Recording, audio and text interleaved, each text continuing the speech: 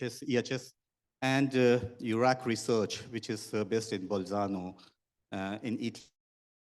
Bolzano is also dedicated for different types of issues related with mountain, and they are working on the interdisciplinary research on mountain issues. And together with them, we have this program that is running for the sustainable development of mountains worldwide, globally. And we are also working on enhancing the resilience of mountain communities against natural and anthropogenic hazards and disaster risk. We also promote the issues of a mountain in international arena, in international framework, and we are also very much with the capacity building activities. With this, I would hand over to co-chair or chair for further. Thank you. Thank you very much, Dr. Kumar. Now I have the distinguished honor of inviting Professor Marcus Martin Neusser from the university, from the Department of Geography, South Asia Institute, Heidelberg University, Germany. Professor Neusser, you have the floor, sir. Oh, sorry. Thank you very much, dear guest of honor, Dr. Muna Singh Chauhan, and dear chairman, Dr. Gyamcho, dear co-chairs, dignitaries on and off the dais. I would like to go back to my first slide, please. Okay.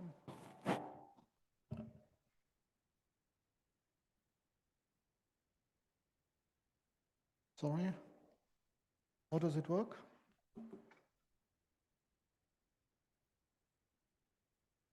First slide, please.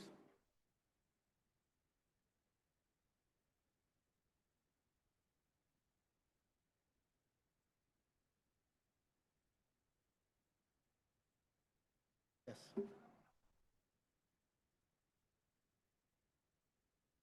Just a very few words. My name is Marcus Neusser. I'm professor at South Asia Institute, and I will talk today on cryosphere hazards and adaptation strategies in the Trans-Himalayan region of Ladakh, where I worked for the last 14, 15 years. And I will solely focus on one case study of glacial lake outburst floods, and I will more focus on the way in which the communities in one area, in one village, really try to cope with this way. But before I come to the case study of that I will present here, I will give you an overview. When you think about glacial lake outburst floods, you certainly think about the big glacial lake outburst floods in Nepal and in Bhutan and in the central Himalayan parts of India, mainly in Sikkim. The last example was the South Lunak Lake in Sikkim. But you do not think about Ladakh. This is because the glaciers in Ladakh are located at high altitudes, and they are comparatively quite small, and no glacier can be found in Ladakh below an altitude of 5,200 meters. And so the glacial lakes are relatively small, but they are numerous, as you can see in this first slide. And we have definitely in our team, we have done an inventory of all the glacial lakes and have seen how they have developed. Most of them have increased, as the case that I will present now. My case study that I will present, in order to portray some interactions between the physical processes and the ways in which the human communities adapt to this situation, is located in Gyar. This village is located on the Leh-Manali highway, and it has some 700 people living there, and it is located at an altitude of 4,100 meters. And the area was struck by one glove in August 2014 in the middle of the summer, so there was no torrential rainfall, and it was only that it was not clear what really happened. And at that time, we were doing some field work in Ladakh, and the district commissioner asked us for our opinion and whether we like to go up to see the lakes. What we could see on first was infrastructure was destroyed, a concrete bridge was destroyed, and several houses were destroyed. Fortunately, no casualties happened with this glacial lake outburst flood. It is located from the village here on the far right side of the satellite image to the glacial lake that you can see here.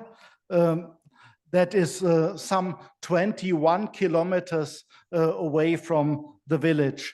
And this glacial lake is located at an altitude of 5,400 meters. And from all satellite imagery that we checked, it was always ice covered throughout the year. And it was not part of earlier inventories because it was overlooked because it was seen as part of the glacier, but it's just because of this ice cover. And we found one satellite image, a high-resolution satellite image from the day of the glove in August 2014, and it became obvious that this glove was not did not happen due to an overspill of the moraine. The moraine is 400 meters, 500 meters in width and 100 meters high. It was a tunneling. It was a situation that that the water from the lake was penetrating into the moraine, and at the foot of the moraine it came out, and this came together with a massive increase in lake area just before the glove, but there was no destruction of the terminal moraine. Instead, we were witness to something that was that can be called subsurface drainage or a piping process. And when we see the latest satellite image here from October 22, then we see a large increase in the size of the glacial lake, mainly due to the retreat of the main glaciers and of this main glacier. And there's also a significant lowering of the lake level, and we can see it in repeat photography. When I took this photograph in 2014, the lake was still ice covered, and when I took the replicate photograph in 23, this September, you can see the glacial retreat, but the glacial lake was no longer ice covered, but it has increased in size. And we have also visited the lake in 2019, and there it is interesting to see that you see remnants of ice just 1 or 2 meters above the lake level. And when with the replicate from 23, you see a massive drop by 10 or 15 meters of the lake level that comes together with the glacial retreat and the increase of the lake. But as you can see on the left side, the slopes are very unstable, and due to permafrost thaw, some material will definitely fall into this lake. When we check the lake over time, it becomes obvious that there is a large increase in this lake level, and this is the situation of the glove in 2014. And we could also detect from older satellite imagery that there were some fluctuations of the lake level in earlier times, and that was confirmed indirectly by the local population, by villagers in Gyar town, who reported that some 30 years ago, there was a small flood without rain that damaged some fields. And this small flood without rains, that might be the same case as in 2014, that the moraine, that the ice-cored moraine was thawing, and that there was a piping process, and this may reoccur more often due to permafrost thaw of this ice-covered moraine. And when you go there in 23, you still see the remnants of the ruined houses demolished from this flood in 2014. And what can be learned from this situation? Of course, we have to concentrate on the cryospheric hazards that come together with the cryosphere changes, not only glacial lake outburst floods, but also glacier detachment, as you have experienced here in Uttarakhand in the Chamoli event. But we also have to think about how are the interactions with the adaptation strategies and with the governance structures. And coming back to the area of Gyar, the land use system has changed, whereas in the older days, there was a regular transhuman systems that the people with their animals went in large numbers to the high pastures. This has been reduced to only a few people, a few families, a few households who bring their animals to the upper parts, so that the awareness of the presence of this glacial lake has been reduced. And immediately after the GLOF in 2014, people were building try to stabilizing the river banks with these concrete measures. But as this photograph from 2019 shows, this has already been destroyed again.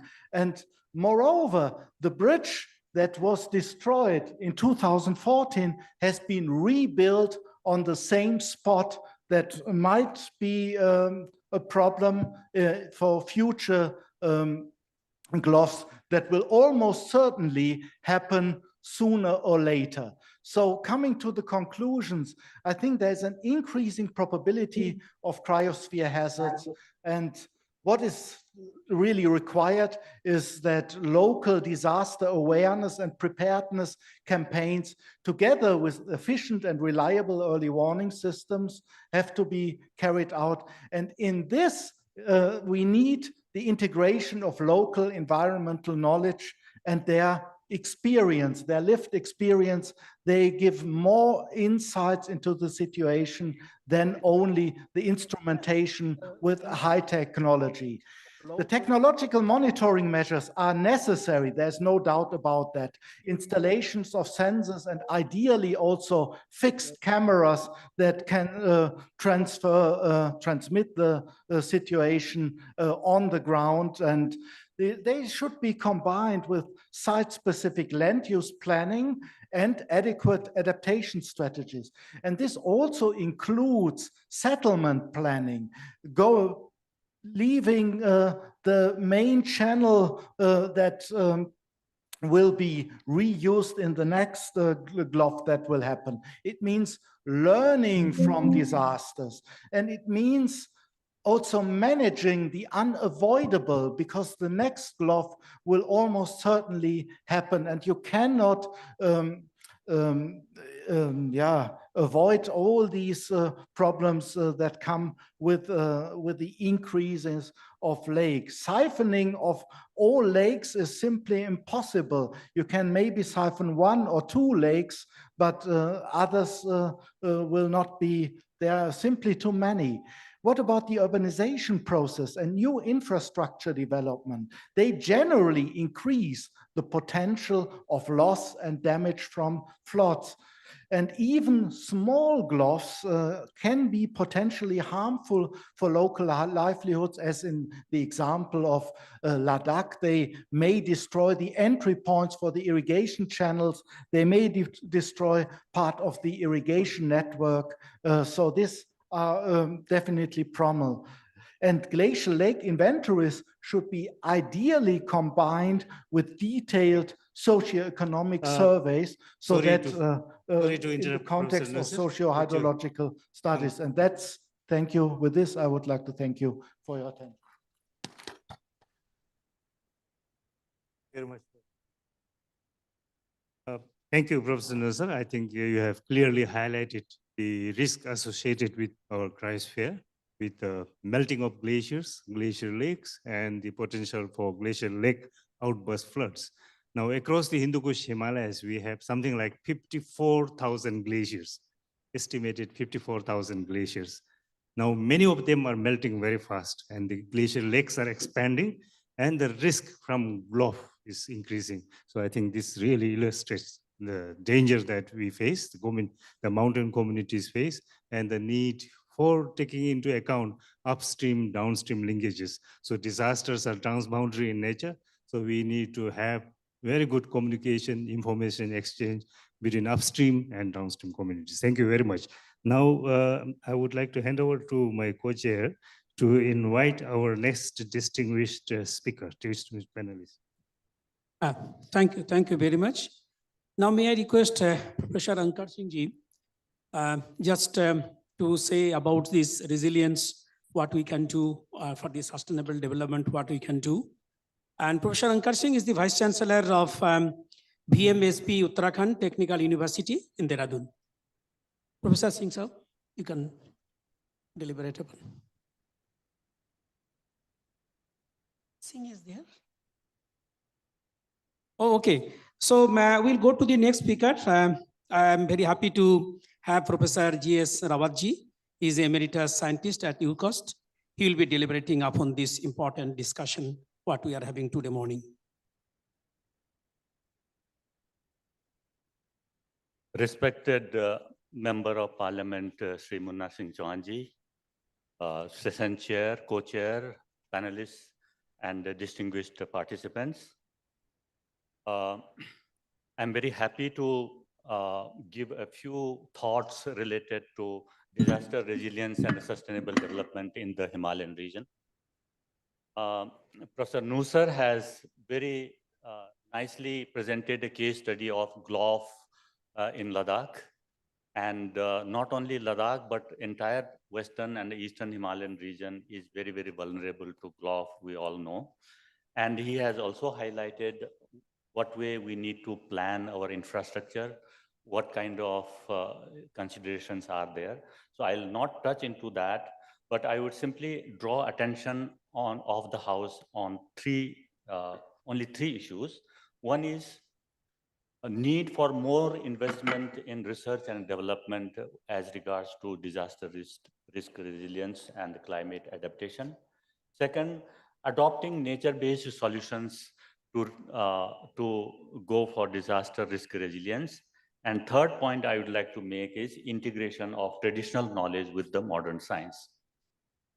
Talking about the first point, research and development, it is a reality that the disaster risk resilience and climate resilience is still in a very nascent stage in the Himalayan region. Despite several programs and long-term projects, local communities, especially the mountain farmers and herders in the remote areas, are still very vulnerable to extreme weather events like flash floods or the hailstorms or the drought or sometimes flash floods and cloudbursts and so on. And our ability to foresee such events, despite the modern tools and the technologies, like we are talking about artificial intelligence, machine learning, and so many tools and technologies, our ability to predict simple things like cloudbursts is very limited. And this throws a big challenge even though there are broad patterns based on research, of course, Government of India and Uttarakhand government and all state governments in the Himalayan region have established their disaster mitigation cells and the climate change cells in the states. But I see, a lot needs to be done in terms of involving the citizen science and the local communities in collecting long-term data. In fact, the number of weather stations in the Himalayan region is still below the desired level. There are in many areas there are definite gaps in the climate stations, and we do not have long-term data so that we can model, predict such events.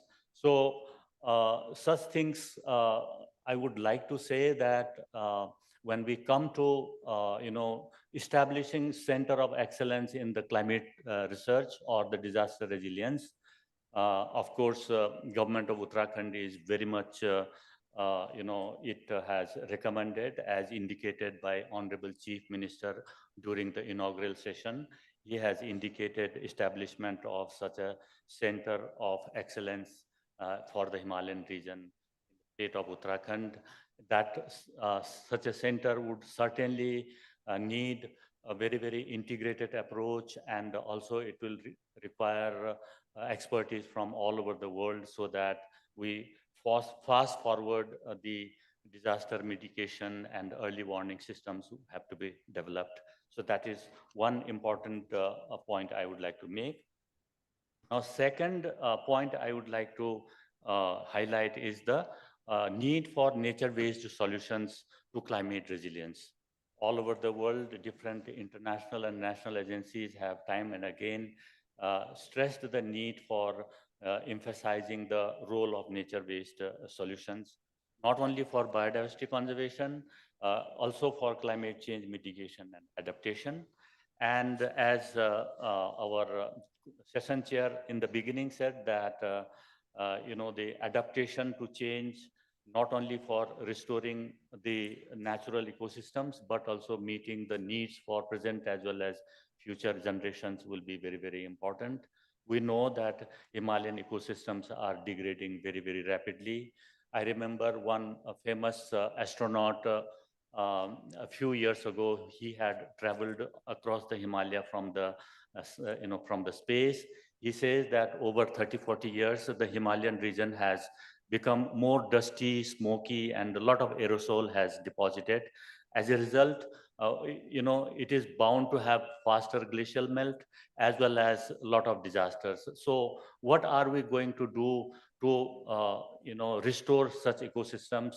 And we know that restoring these ecosystems as well as avoiding desertification, avoiding forest fires, and also and also going for green economy, green roads and green infrastructure, green industries are the part of nature-based solutions.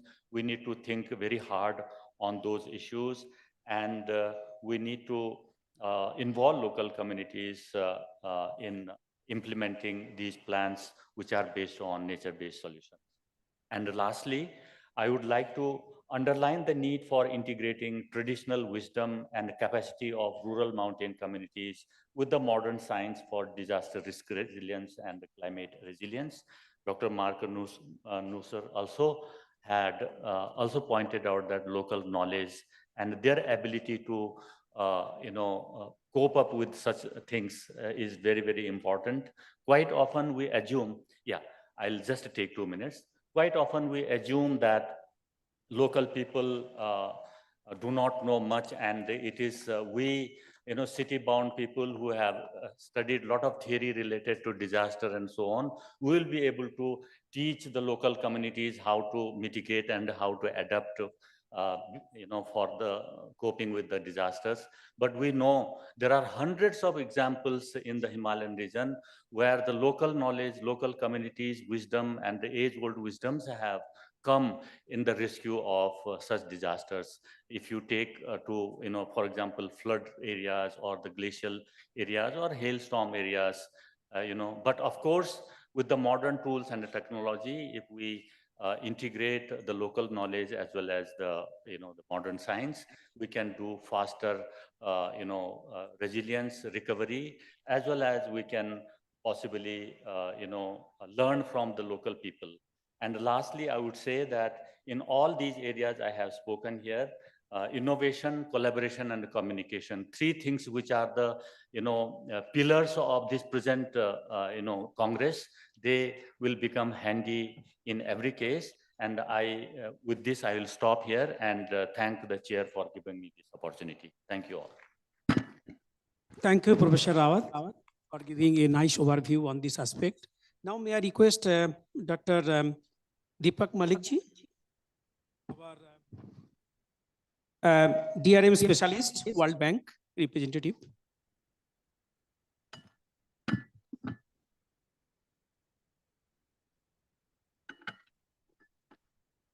I have 5 minutes, yes. Distinguished guest, Dr. Chauhan, Dr. Prema, Dr. Sain, Dr. Kumar, all the panelists, ladies and gentlemen, very good morning to all of you. I'm privileged to be here to be able to speak on sustainable development and resilience in Himalayas. As representing the World Bank, I think the first and foremost thing for all of us, whether in India or in other institutions, we all work for the development. We are here to eliminate poverty and boost prosperity in a livable world.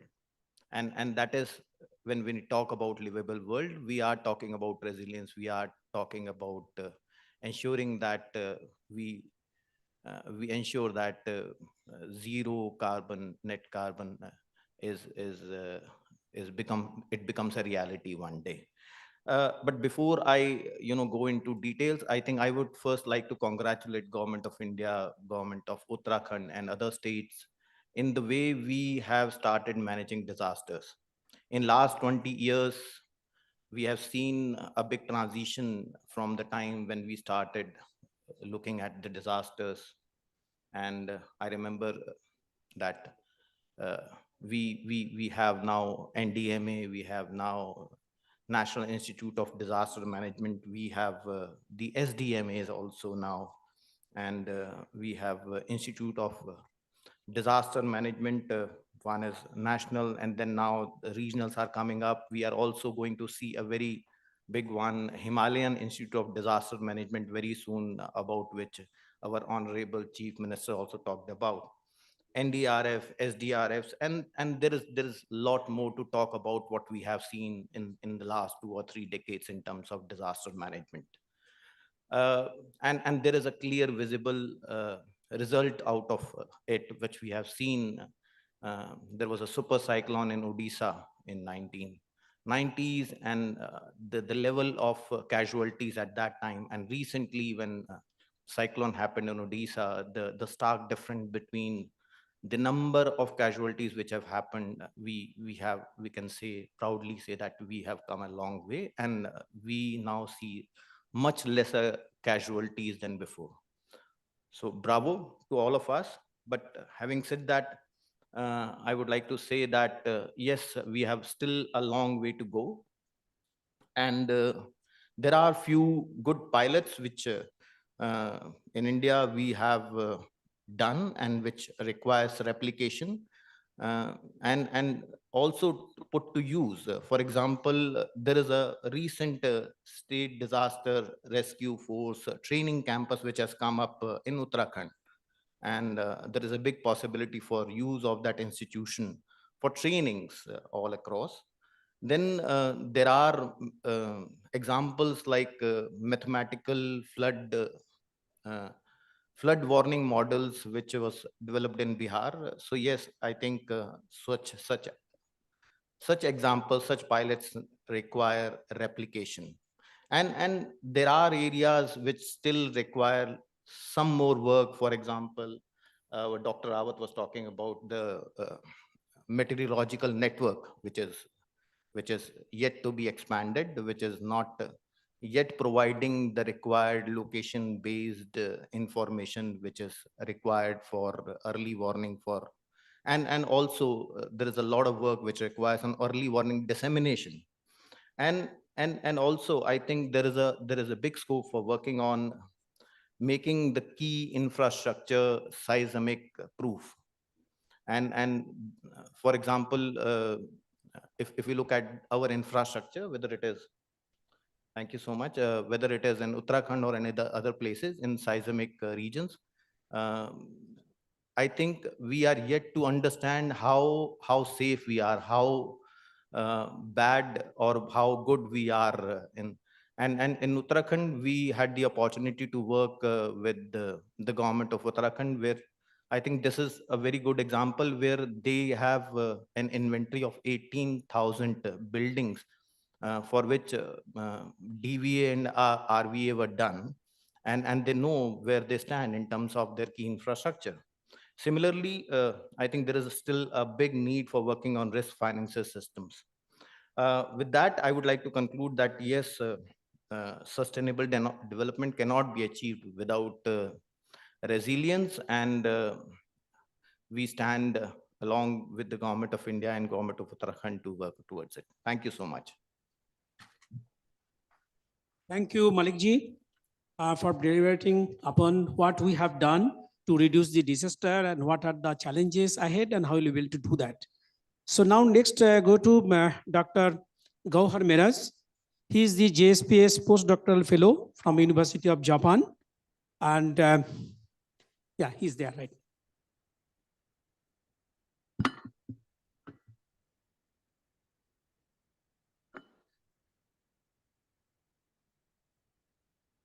Respected Member of Parliament, Shri Dr. Muna Singh Chauhanji, Chair of the session, Co-Chair of the session, and other dignitaries on the dais. Thank you very much, and good morning to all of you. Basically, I'm an Indian, proud Indian. Before moving to Japan, I was working as a scientist here. So I thought it is better to just set a forum here to share my experiences as a researcher being in India and a researcher being in Japan. So this whole idea, because Professor Nusser has already given us some idea how as a researcher we do research and how intricacies there are involved and how deep we go and then how we come up with the final results. So I will be just giving you an idea what we have done so far when I was here and still I'm doing there.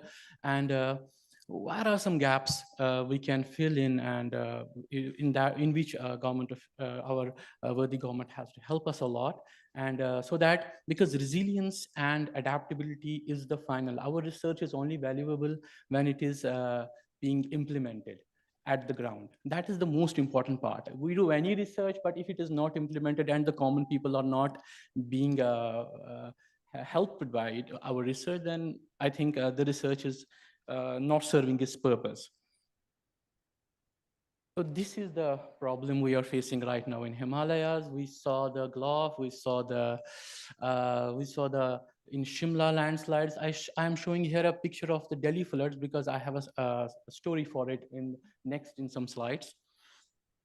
So briefly, I will be discussing my own experiences in working in this field and now what I have seen in my lab, and then what are the summary and how we can use the ecosystem services for helping us to solve the disasters.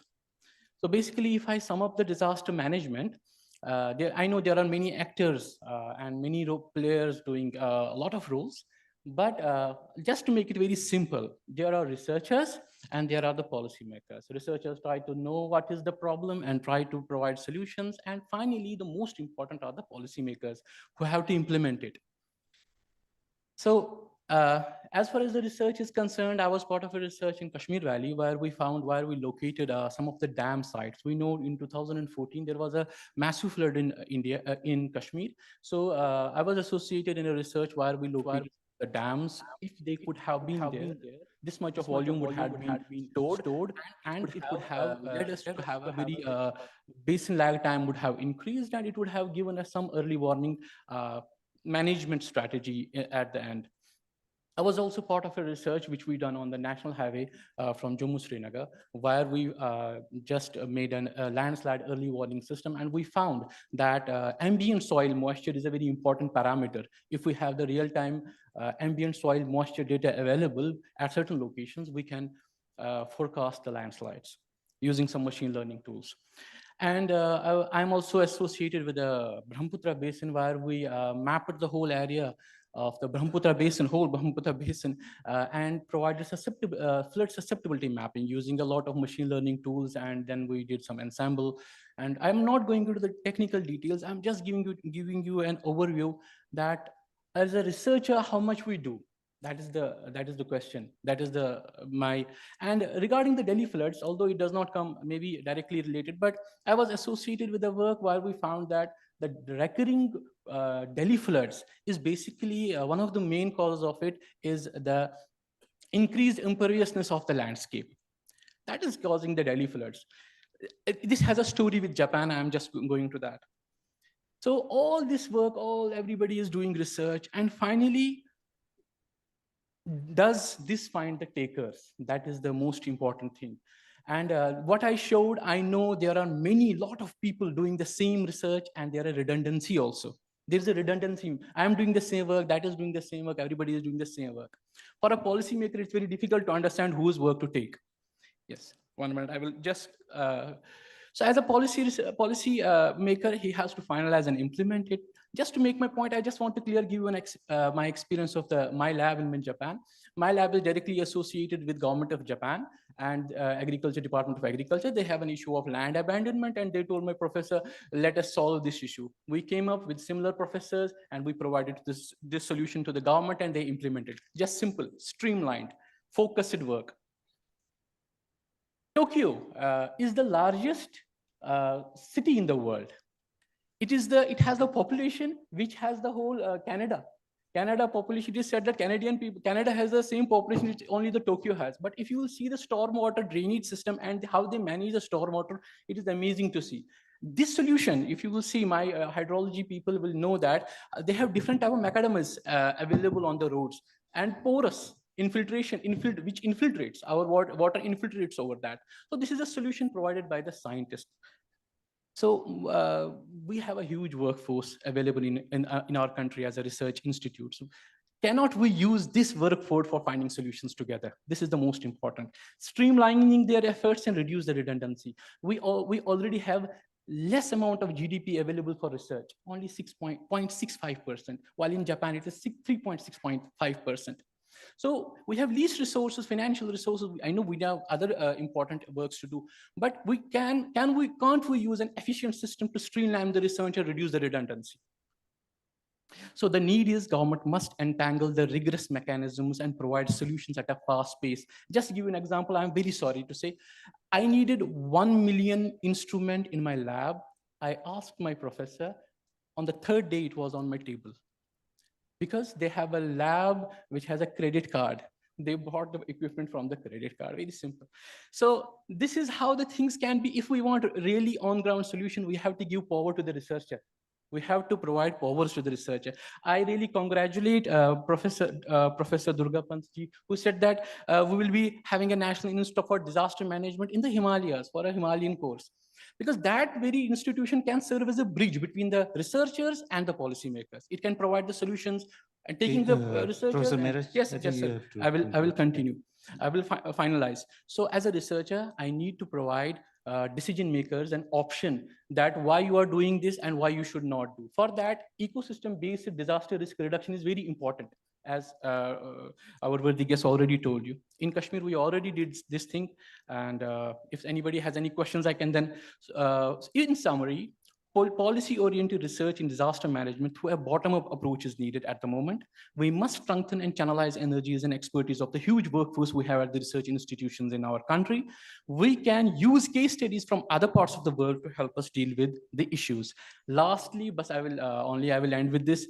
Climate change is rapid. Our adaptation and resilience building must be rapid. In this, our government has huge responsibility on its shoulders. Thank you very much. These are some of the people who were associated with all these, all of the works I showed. And in Japanese, we say arigatou gozaimasu. Thank you so much. Thank you very much, Dr. Marriage. I think you have given a very interesting perspective on the need for focused research and the importance of research in decision-making and implementation. Now, I would like to invite Professor Ashish Pandey, the Head of Department of Water Resources Development and Management, IIT Roorkee. Is Professor Pandey here? No.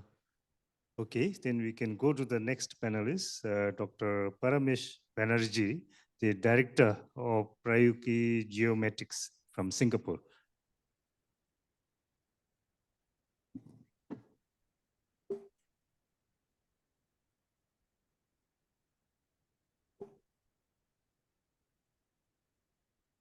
No.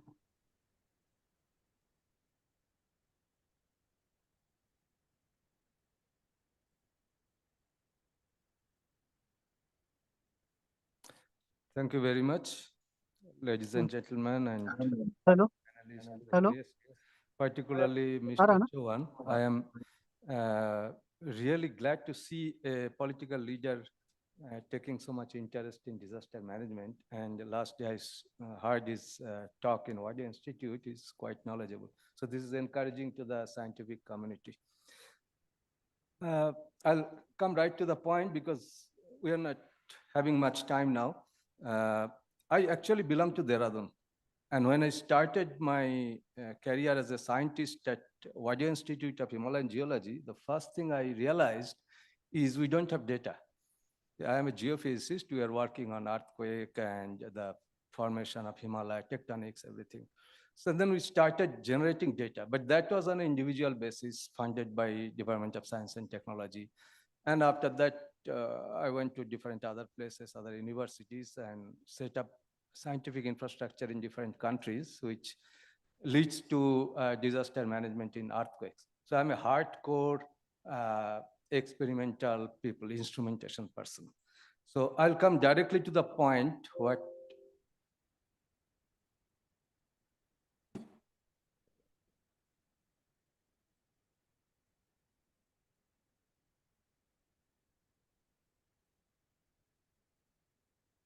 So how do you go to the next slide?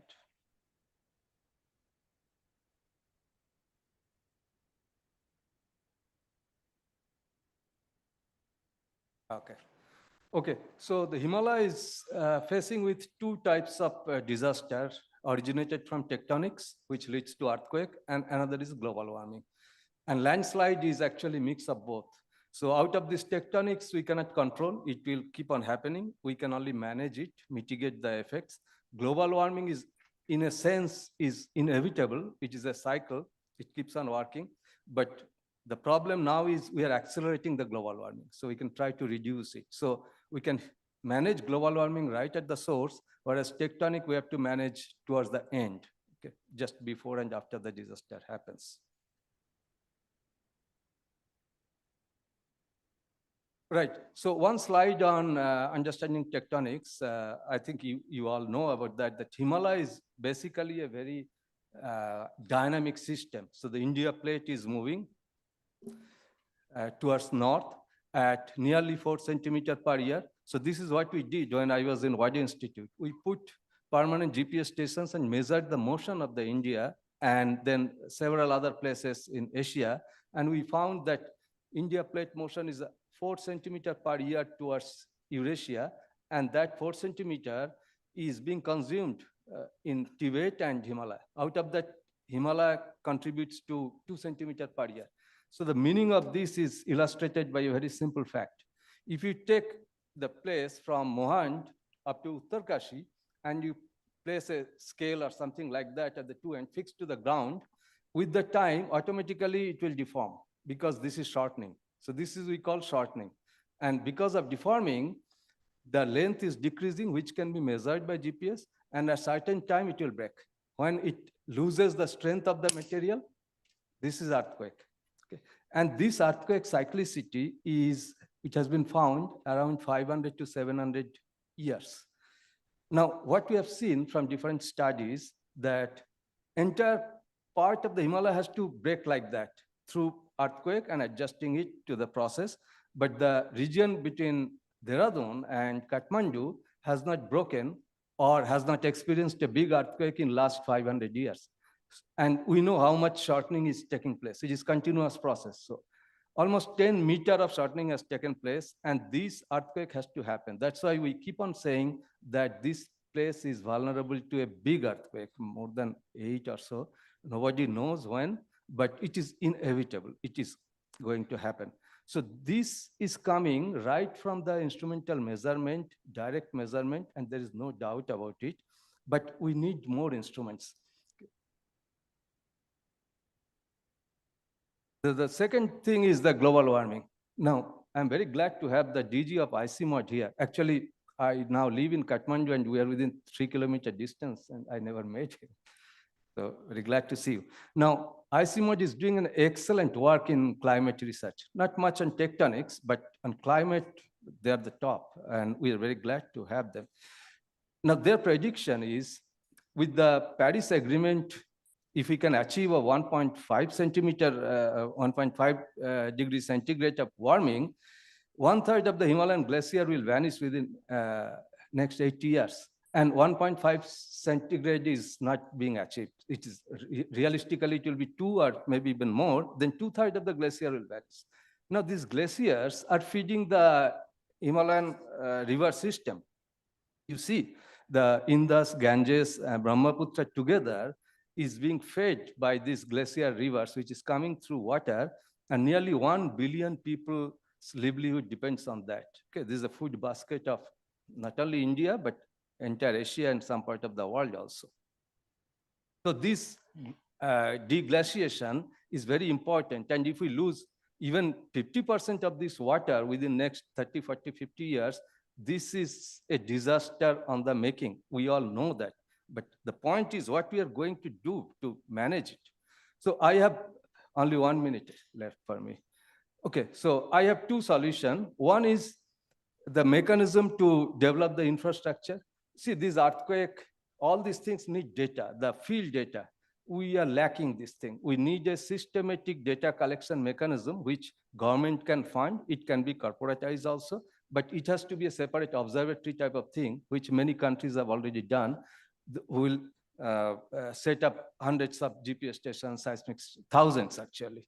And then for global warming, to retain the water instead of flowing it to the sea, try to retain it as much as possible through reservoirs and dams, etc. So we have the problem, what we know, the knowledge requires the data for which we need to take an immediate step of setting up a dedicated center for data collection. This is not the job of research institute. The scientist cannot do it. Okay? This data collection needs a professional, dedicated team, and this data can go to the research institute and then they churn it out and come out with the solutions. I'd like to mention that Japan has more than 2,000 permanent GPS and seismic stations, whereas in entire Himalaya, we don't have more than 100. Okay, this is the gap what we are facing now. Another thing is that Himalaya is the topography-based thing, and we do not know the topography. We don't have a good digital elevation model. So now the technology has come, airborne LiDAR. Okay. Nepal has taken a step. Actually, we initiated it, and they have decided to cover entire Nepal with airborne LiDAR. We just completed a 20,000 square kilometer LiDAR. It gives a high resolution, high accuracy topographic map. We call it digital elevation model. So this is needed for the Himalaya, entire Himalaya, at least the Indian part of the Himalaya. So this is what is required, the topographic base map, instrumental monitoring, which will include GNSS, seismic, weather stations, airborne survey of all types, and early warning system we all talk about. Please know that without these 2 things on top, early warning system cannot work. Okay. Early warning system is very instrumental thing.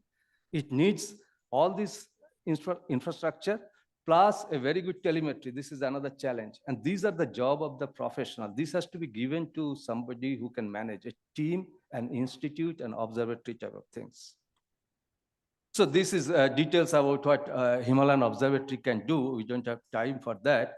And improving water infrastructure, I mentioned that we only use only 10% of the water resources for generating electricity. So this can be tapped in, and making dams, multiple dams and reservoir can improve the flood mitigation and store the water so that it is not wasted, and also improve navigation and other things. And this shows how glacier, this is actually taken from ICMOD report, how the glaciers are feeding most of the water resources in river system in India. So one last slide, this shows a correlation between the GDP of a country and the loss from the hazard. This I made for earthquake only, but this can be for everything. It shows that if a same magnitude earthquake occurs in different countries like America, Japan, India, Nepal, China, the loss is proportional to the GDP or inversely proportional to the GDP. The more GDP you have, the less is the loss. Why? It is not for money, because the government has put more money in developing scientific infrastructure. So that is the point. Okay. So even if we have less GDP, the government willingness can increase the component of that income to scientific infrastructure development. So this is the final word. Two things, if we can do from this conference, one is initiate a data generation process, institutize it so that it can be done in a proper way, so it can feed all the researches. And second is develop a task force for immediate implementation of better management of water resources. So these two things I think is very important and urgent to take up. Thank you very much. Thank you very much, Professor Banerjee. I think you have clearly highlighted the risk that we are facing from the tectonic shift in the form of earthquake. I think the recent earthquake in Western Nepal is a typical example and a warning for all of us. And then also the impacts of global warming and the rapid melting of glaciers. And I would also like to acknowledge that ICIMOD has been working very closely with the Wadia Institute of Himalayan Geology. And we also look forward to working, in the coming years, working more closely with you. I have with me our chief scientist for climate, Dr. Arun Shastra. So I hope that there would be opportunity to discuss with the institute and other partners here. Thank you for highlighting also the solutions. You have not just mentioned the risk, but also came up with some solutions and some concrete recommendations. And I hope that we can take this forward. Now we have the distinct honor of inviting the Honorable MLA, Dr. Muna Jawan Singh, to share his thoughts. The political leadership, as I mentioned earlier, is very, very important. We can generate a lot of data, a lot of science, a lot of evidence, but if the political leadership doesn't support, then as already mentioned, we will not be able to implement. So, sir, you have the floor. Yeah, you can speak from here or from here.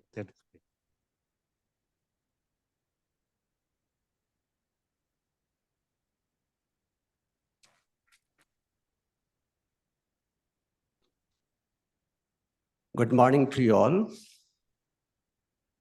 On the dais, Chair Dr. Phema Gwatso, Dr. Navneet, Dr. Maracos, Dr. Banerjee, Dr. Gauhar Miraj, Dr. Deepak, Dr. Sen, Dr. Rawat, distinguished scientists, geologists, researchers, and officers in uniform, those who respond to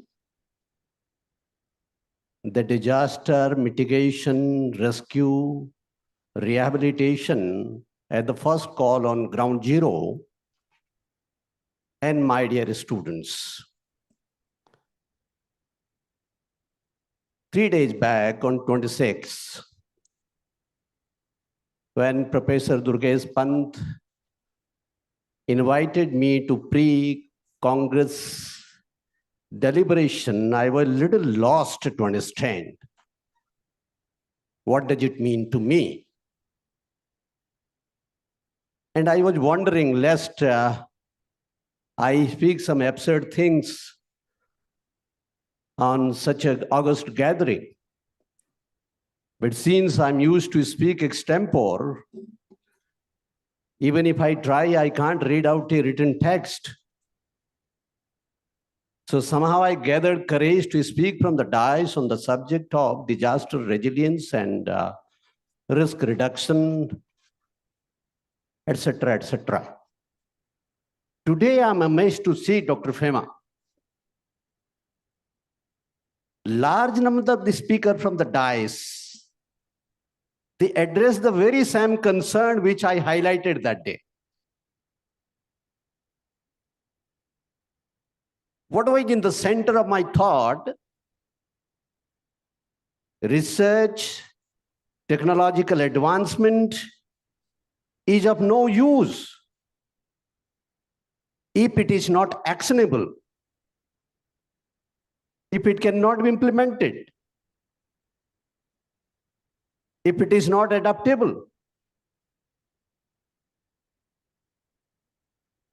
Dr. Fema, Dr. Navneet, in other words, as a political leader or as an elected servant of the society or as a part of the government or as a part of the instrument responsible for implementing any legal framework as a legislator, the immediate challenge that we face is how to implement the recommendations. Sometimes such delegations end up, making hyper scientific super engineering, as I said that day, which is far beyond the reach of the common man.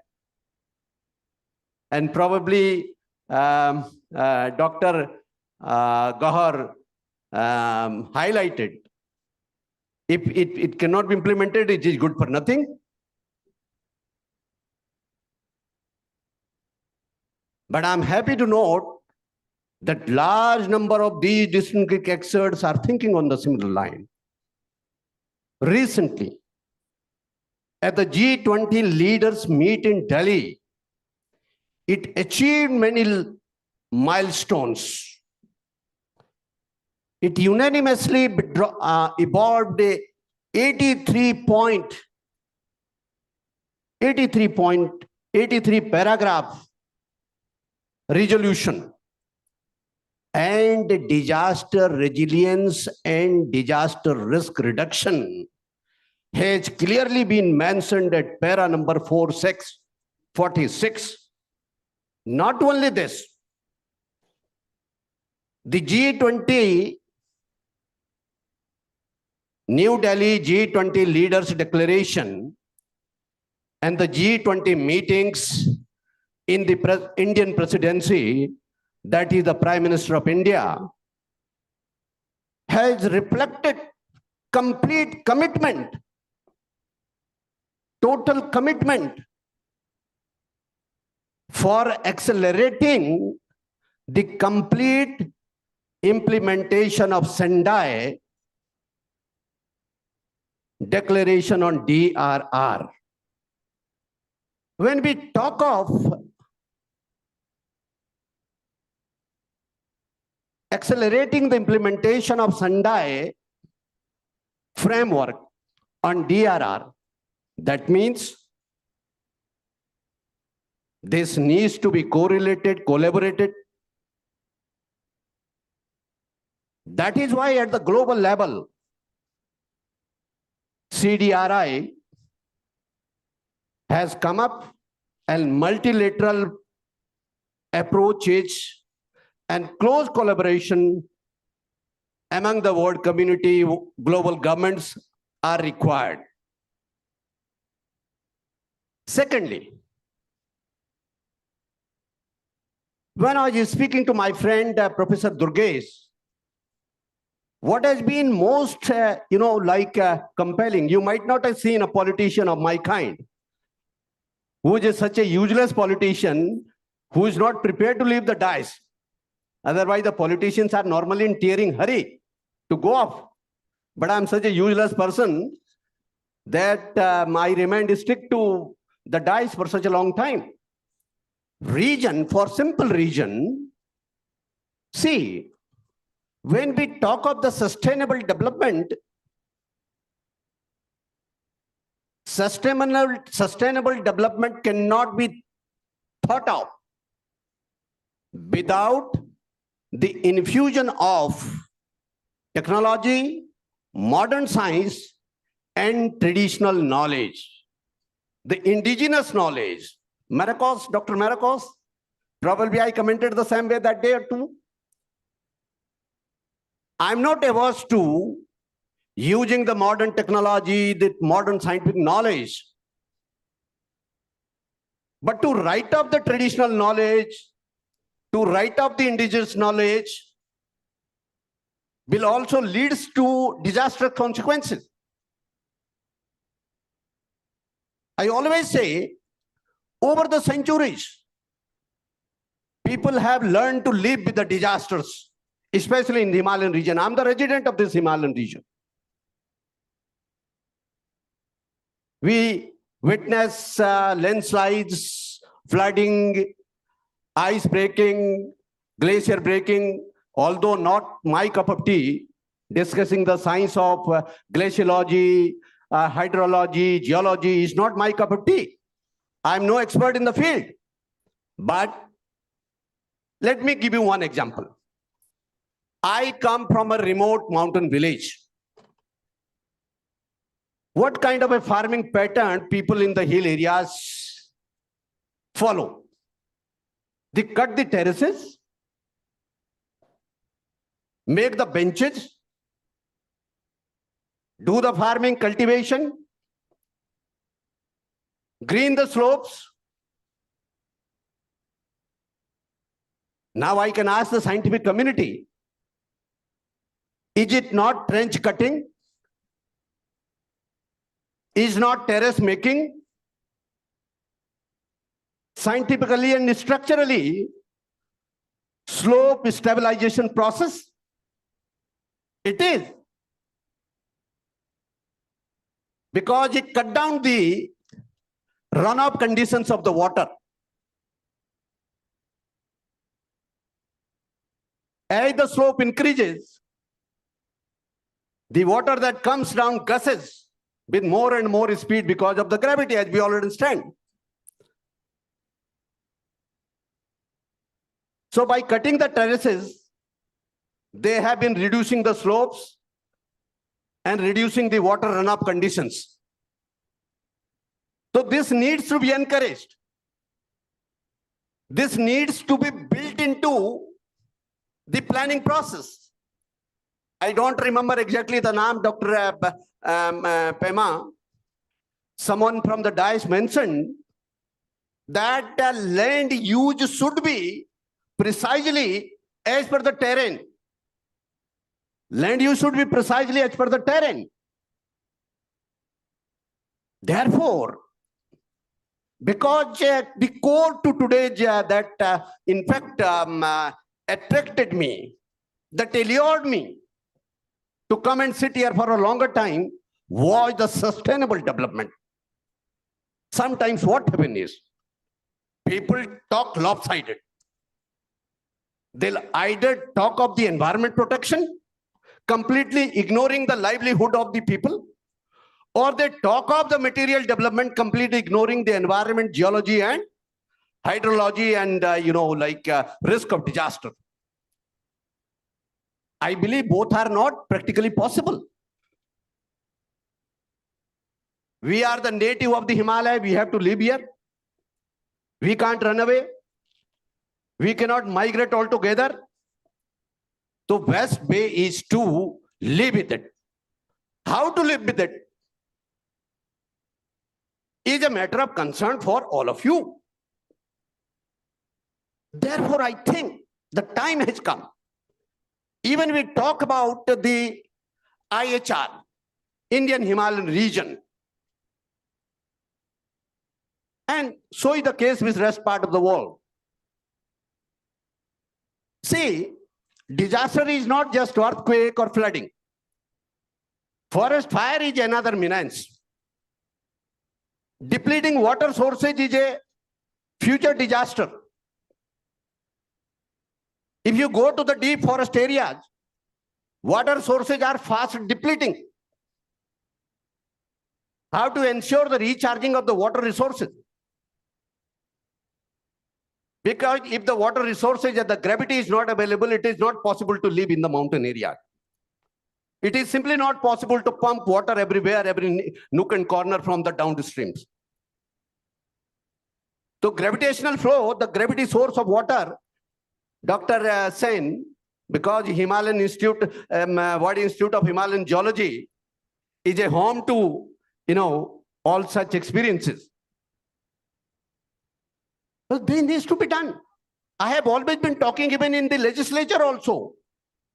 Dr. Pena, Dr. Navneet, I have been talking even in the legislature. There is a great need to prepare an atlas of the water springs in the forest area.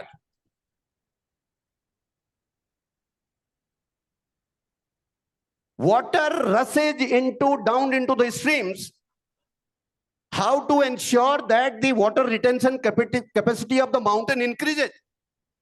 Be it in the form of a glacier or be it in the form of a water that trickles down the mountains around the year and comes out in the form of a spring. That is essential for sustaining the life there. Making an earthquake resilient building, making an infrastructure, road infrastructure that is earthquake resilient, but no drinking water, nothing to eat, no green cover, no fodder for the animal, then the life is not going to be sustainable. This is not going to be a sustainable model. So, sustainability, that is why probably the Prime Minister of India, who is a great, great visionary, he talked at every possible global forum how to save Mother Earth. Mother Earth is mother to all of us. How to do it?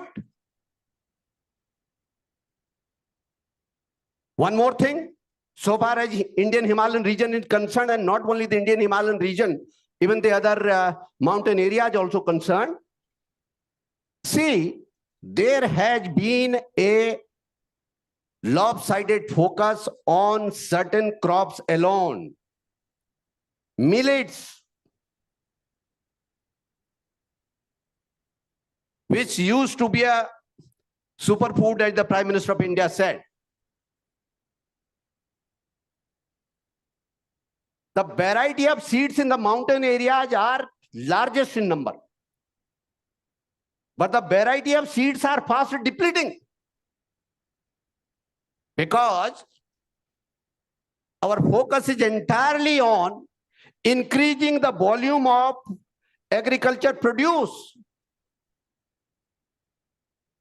Hybrid seeds. As a result, the native seeds of edibles, even the wild edibles, which is a source to many edibles, that is fast depleting. There is a need to conserve it. I know before the chair, Soumya red card, I feel extremely delighted, honored, satisfied to be associated with this huge 6th World Congress on disaster management. Before it is too late, it is time to address all these fundamentals. Before it is too late. Never ever. I have studied a basic science. I have a master's in physics. I served with the Defense Research and Development Organization for 4 years. I'm doing a political research now, but no amount of research can completely substitute the relevance of the indigenous knowledge. Indigenous knowledge, be it about farming, be it about water conservation, be it about forest conservation, be it about any other, healthy practices that has to be made part of, our, the declaration that emerges from Dehradun WCDM declaration. I hope I can secure this kind of assurance from Professor Durgesh, the convener of the WCDM, the chair and the co-chair of this session. And indeed, I'm sure this WCDM is going, Dehradun Declaration is going to serve long way in in creating a disaster resilience and DRR in the days to come. Thank you very much.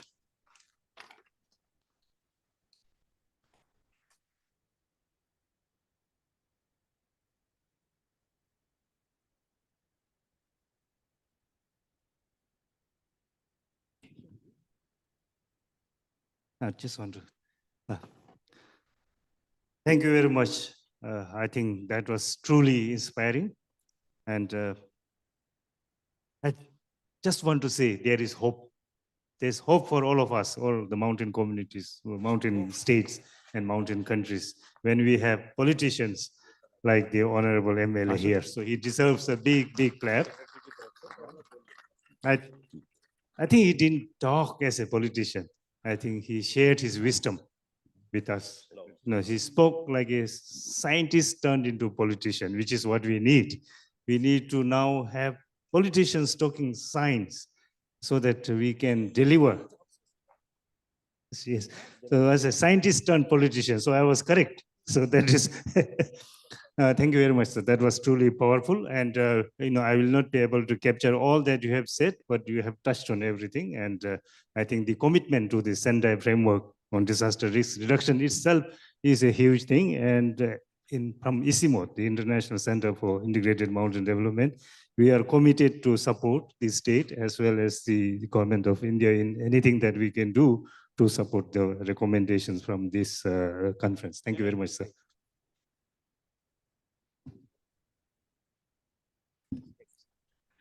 Thank you. Thank you so very much, sir.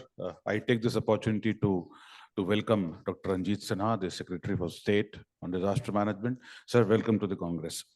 Now I would like to request Professor Durgesh Pant to kindly take away from here and distribution of a memento and shawl. I would like to request Honorable Secretary of the State to kindly grace the dais for this. And sir rightly said that we need to strike a balance between technology and economy. Sir.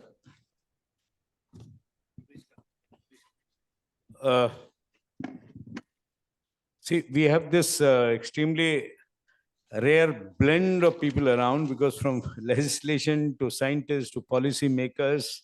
So we have experts from all around, all across. And Sri Munna Singh, yes, Secretary DMMC, kindly facilitate Sri Munna Singh Chauhan, sir.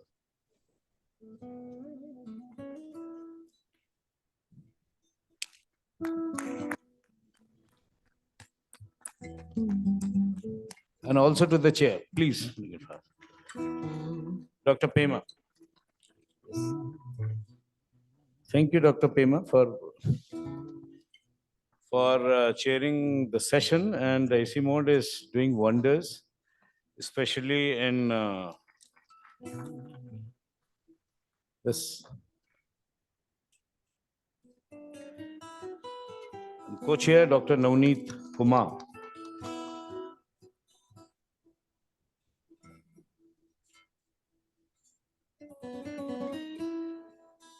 And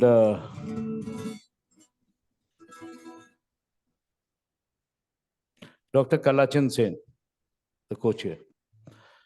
Please make it fast.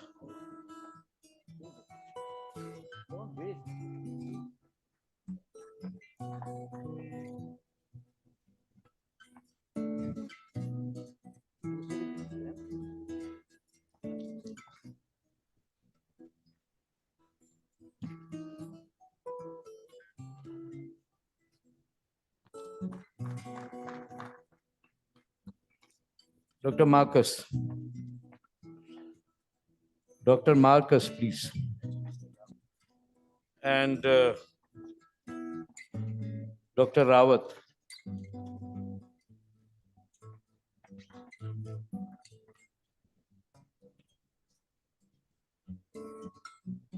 Then we have from the World Bank, Dr. Malik.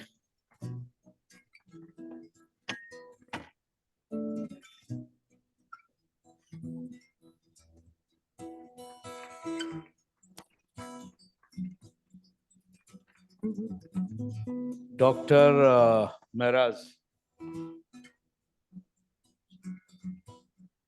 Dr. Meraz.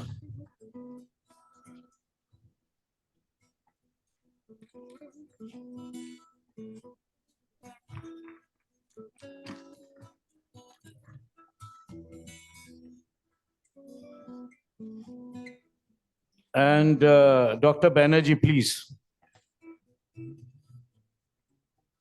Dr. Banerjee.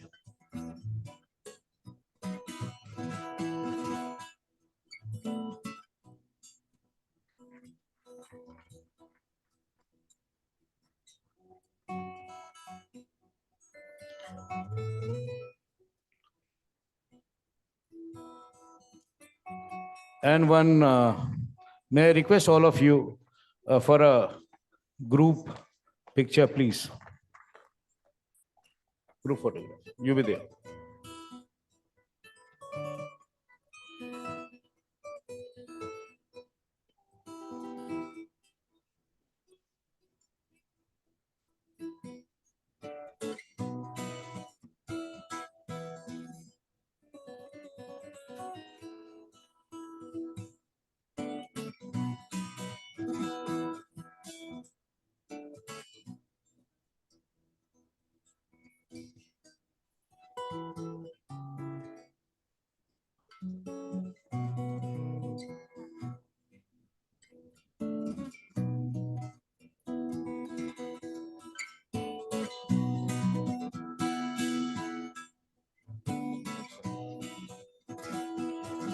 See, Chauhan Sahab, we have been talking about economy, ecology, technology, sustainability, accountability, and from the whole world, I mean, all the experts are around.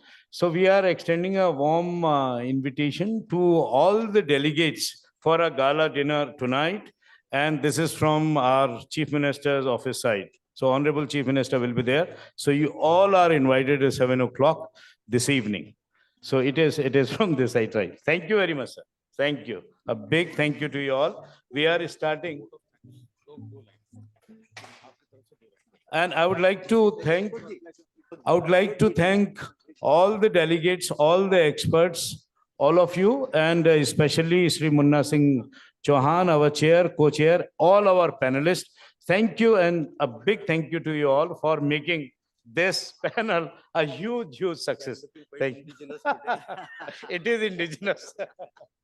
Blendways. Thank you. Thank you so very much. So our next plenary starts now, and 15 minutes from now. 10 minutes break for the tea. And then this plenary is on capacity building, local to global.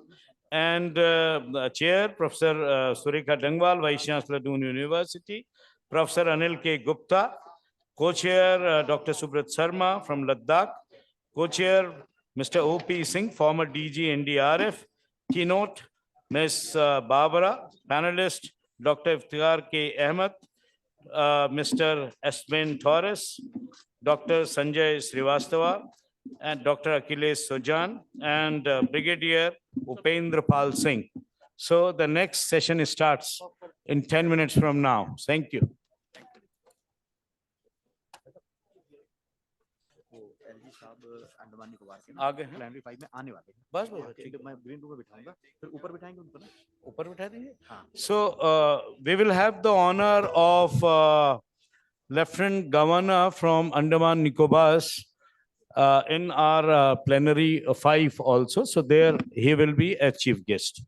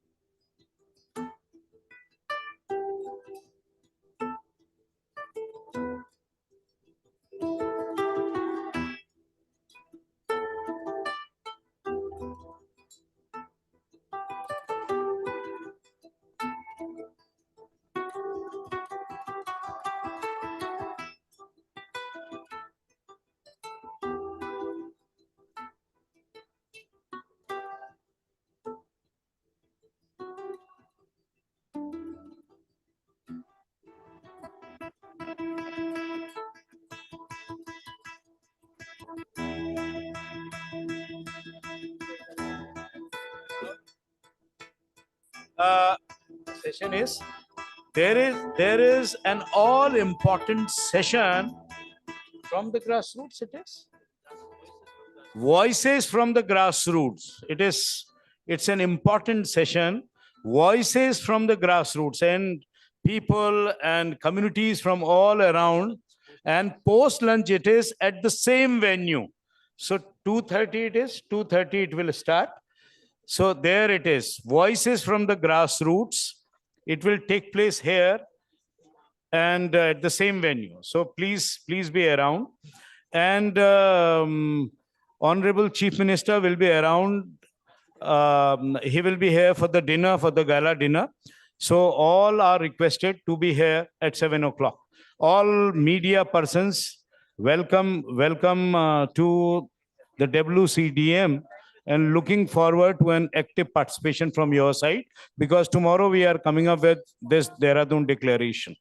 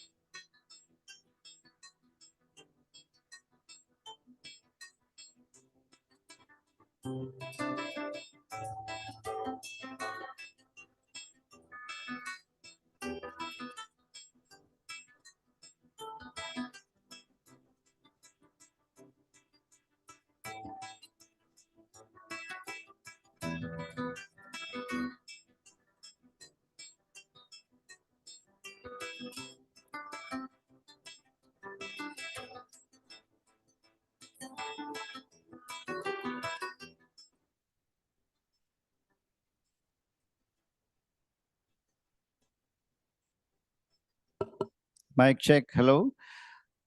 Please, the presenters of the next plenary, if you have any PowerPoint presentation, may I request you to give it here? The next plenary, if you have any PowerPoint presentation, may I request you to give it here? The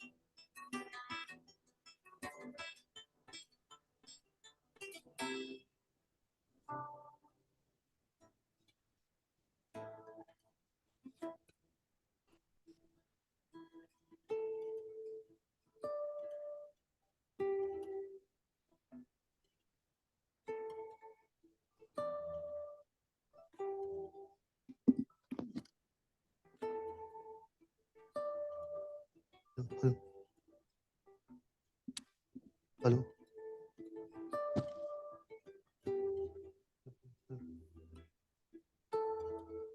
Hello.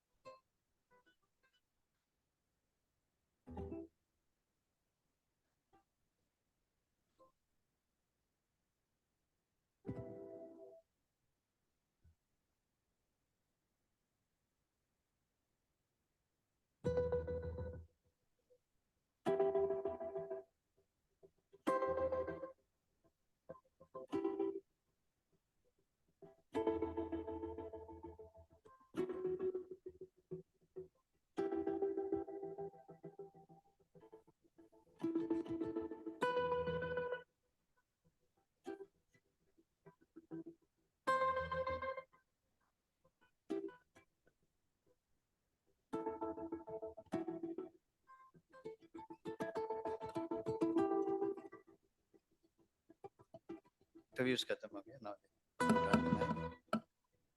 Hello, mic check. Yes. May I request the volunteers to come? Please, you must be here. Volunteers, please. Please take the place here in the ground. May I request you all to take seats? We will start this plenary session in a while. We are running late by a few minutes. All to take seats. We will start. May I request all the volunteers there, please request the people to come inside, our delegates to come inside, please. May I request all the volunteers there, please request the people to come inside, our delegates to come inside, please.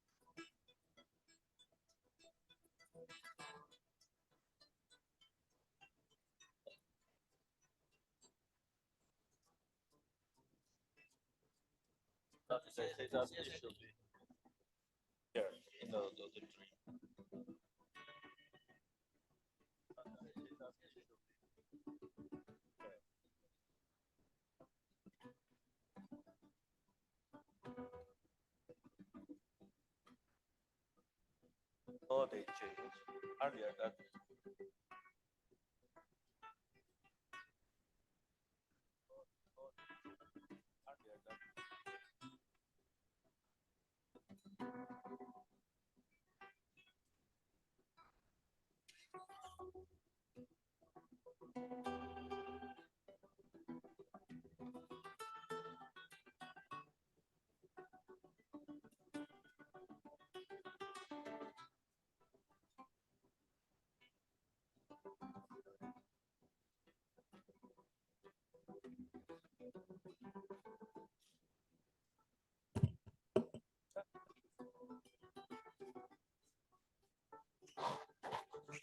Okay, may I request everyone to please be seated?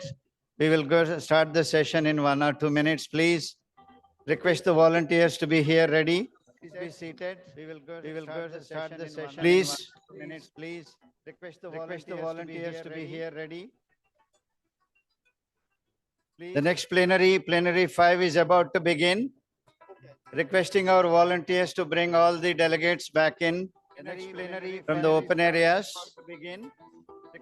Please, kindly be seated from the open areas. Please. This is a very important session. So much of science has come to the room. We need to talk about building capacities to adopt, apply this science in real life. We need to talk about building capacities to adopt, apply this science in real life.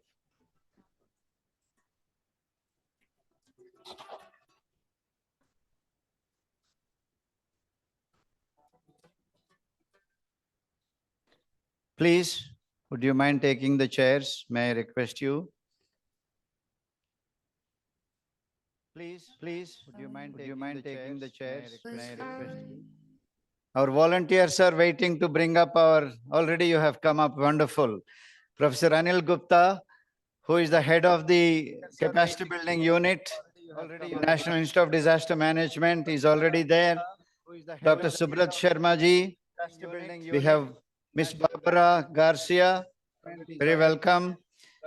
And we have Dr. Iftikhar Ahmad. Please come.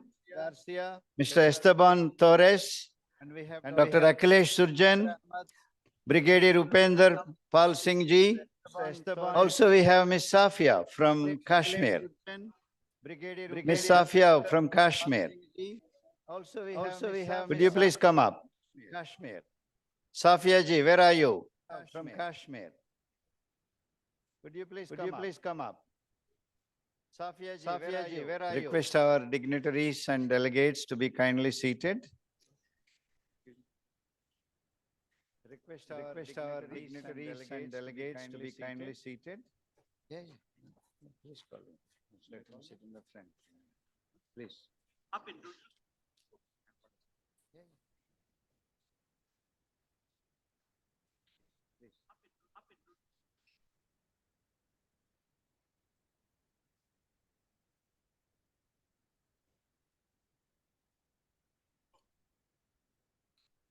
Please, can I request you all to please take your chairs, if you don't mind?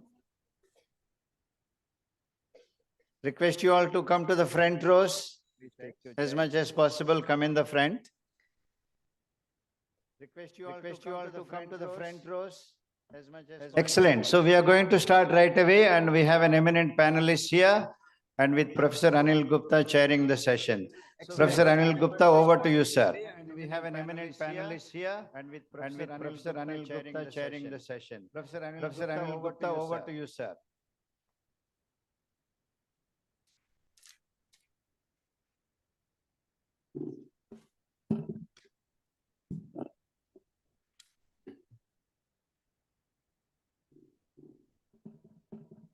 यहीं से बोले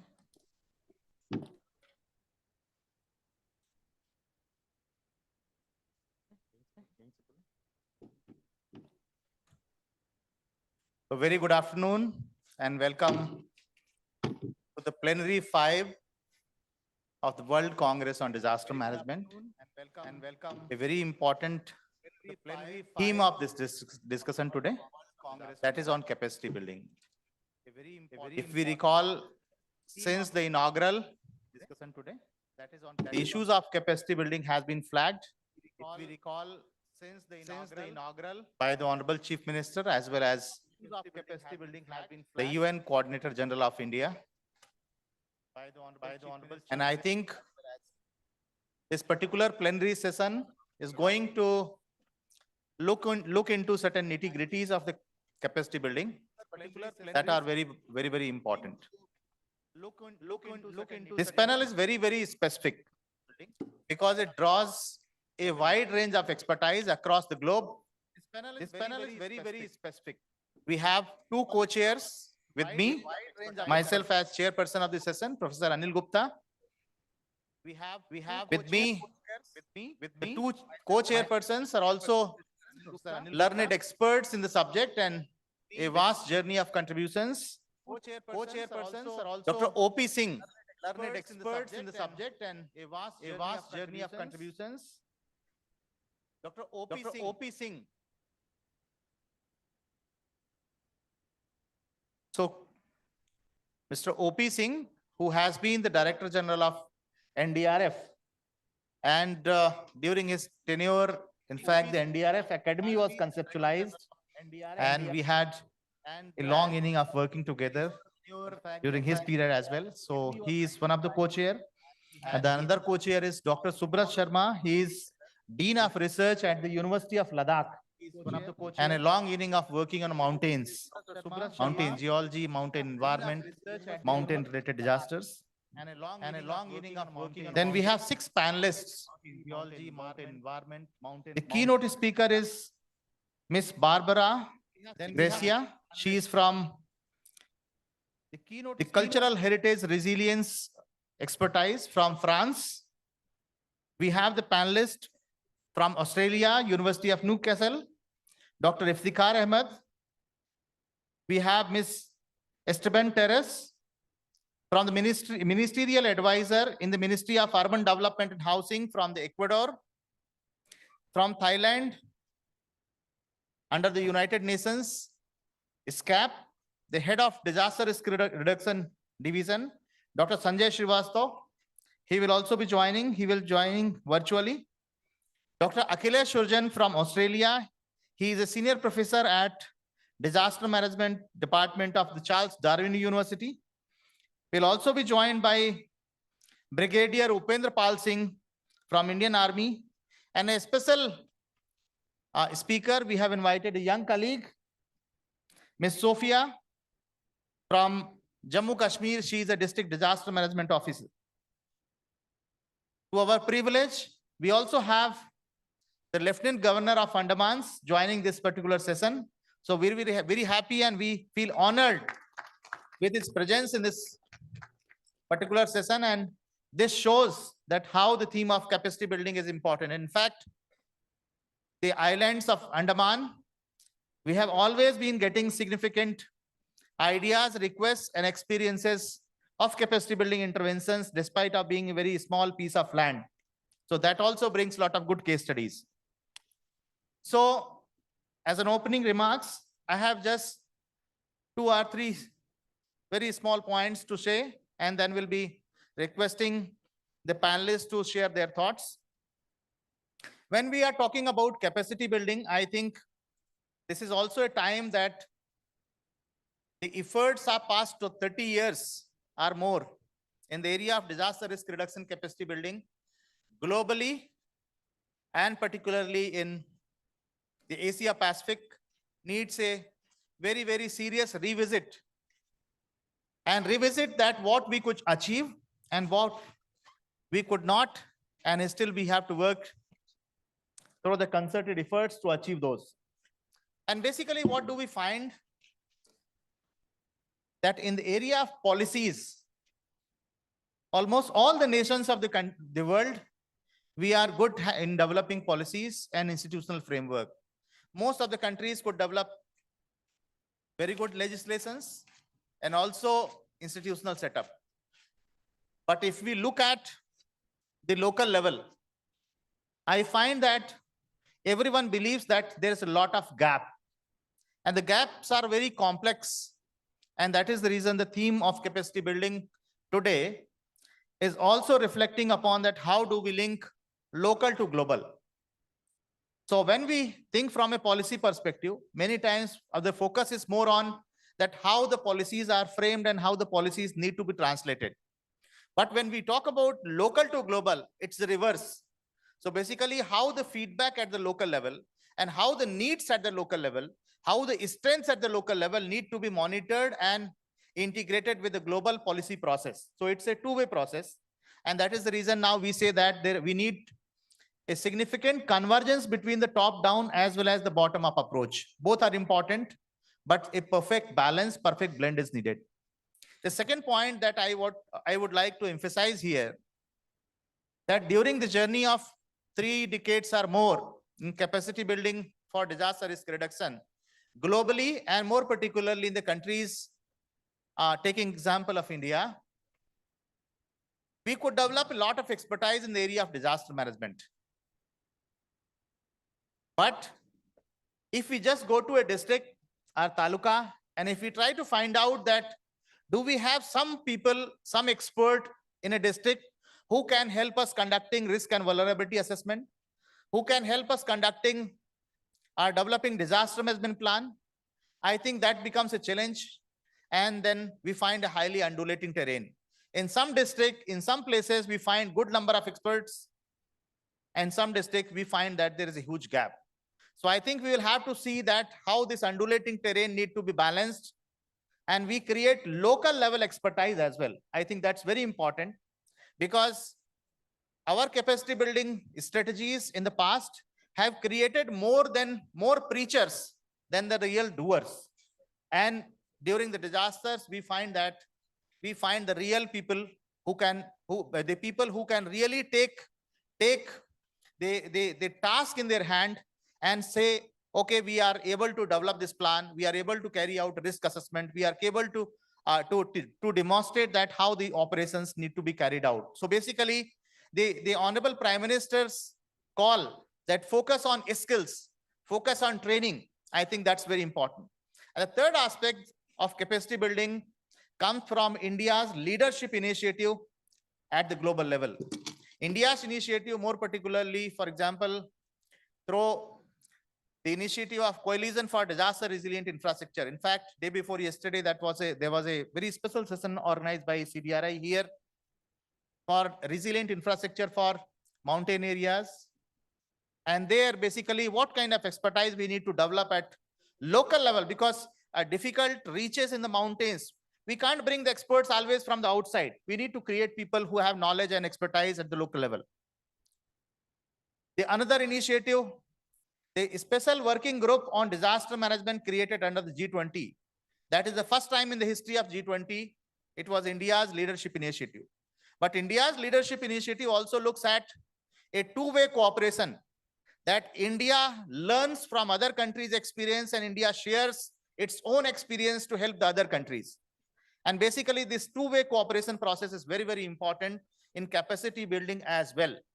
So we are able and we are open to collaborate globally, whether it is a South-South cooperation, whether it is a cooperation with the developed nations, whether the cooperation within the Asia Pacific, we are taking this kind of initiatives. So I hope that today's panel is going to throw significant light on the subject and also help identify the critical points where we need to work in improving the environment of capacity building globally, and more particularly at the national level, within India, within other countries which are participating in this forum, and otherwise also which are affected by multiple hazards.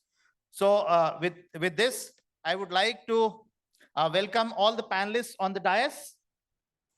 And the strategy of this panel is like this, that I'll be inviting the panelists one by one to share their thoughts, and the timelines for each panelist. We have thought that maybe we speak around 8 minutes each. And then at the end, I will be requesting Dr. O.P. Singh Saab to provide a summary and the key points that are emerging from the deliberations of the panelists.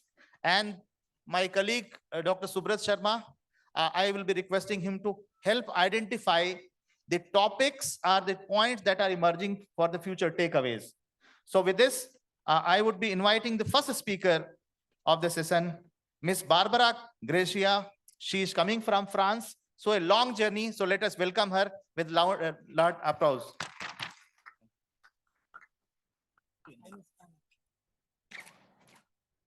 Thank you so much. Thank you so much, Chair, Co-Chair, fellow speakers, and thank you particularly to the organizer for this invitation in this important and high-level event. Presentation. Oh, no, it's not here.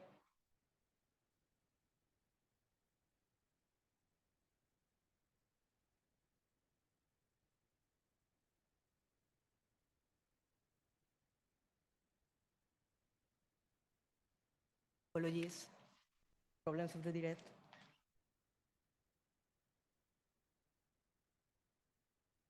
Well, in the meantime, when we found the presentation, I would like to share with you that I recently joined the private sector, but most of my professional career has been with the World Bank, GFDRR, that is the Global Facility for Disaster Reduction and Recovery, and UNESCO. So my presentation today is a bit changing. I will go from global to local and share some experiences with you.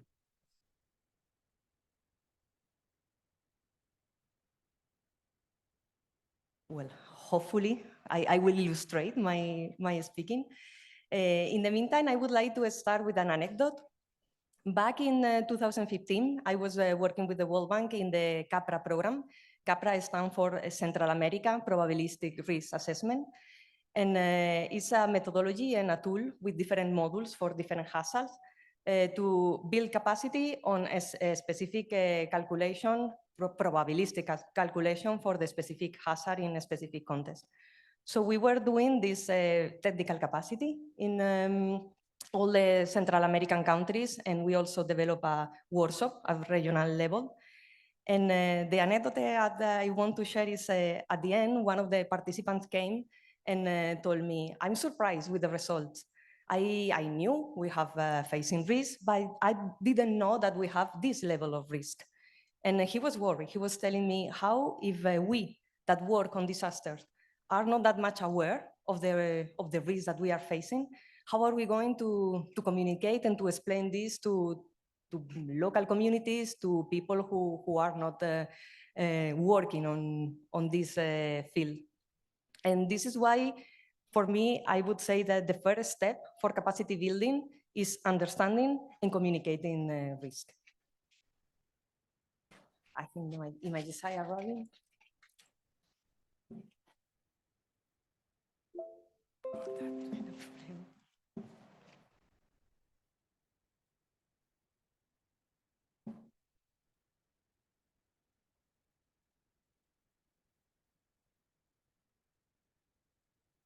Really, no, that one, yes.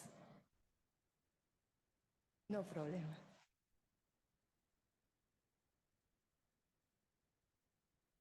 Thank you so much. Yes, so that is me.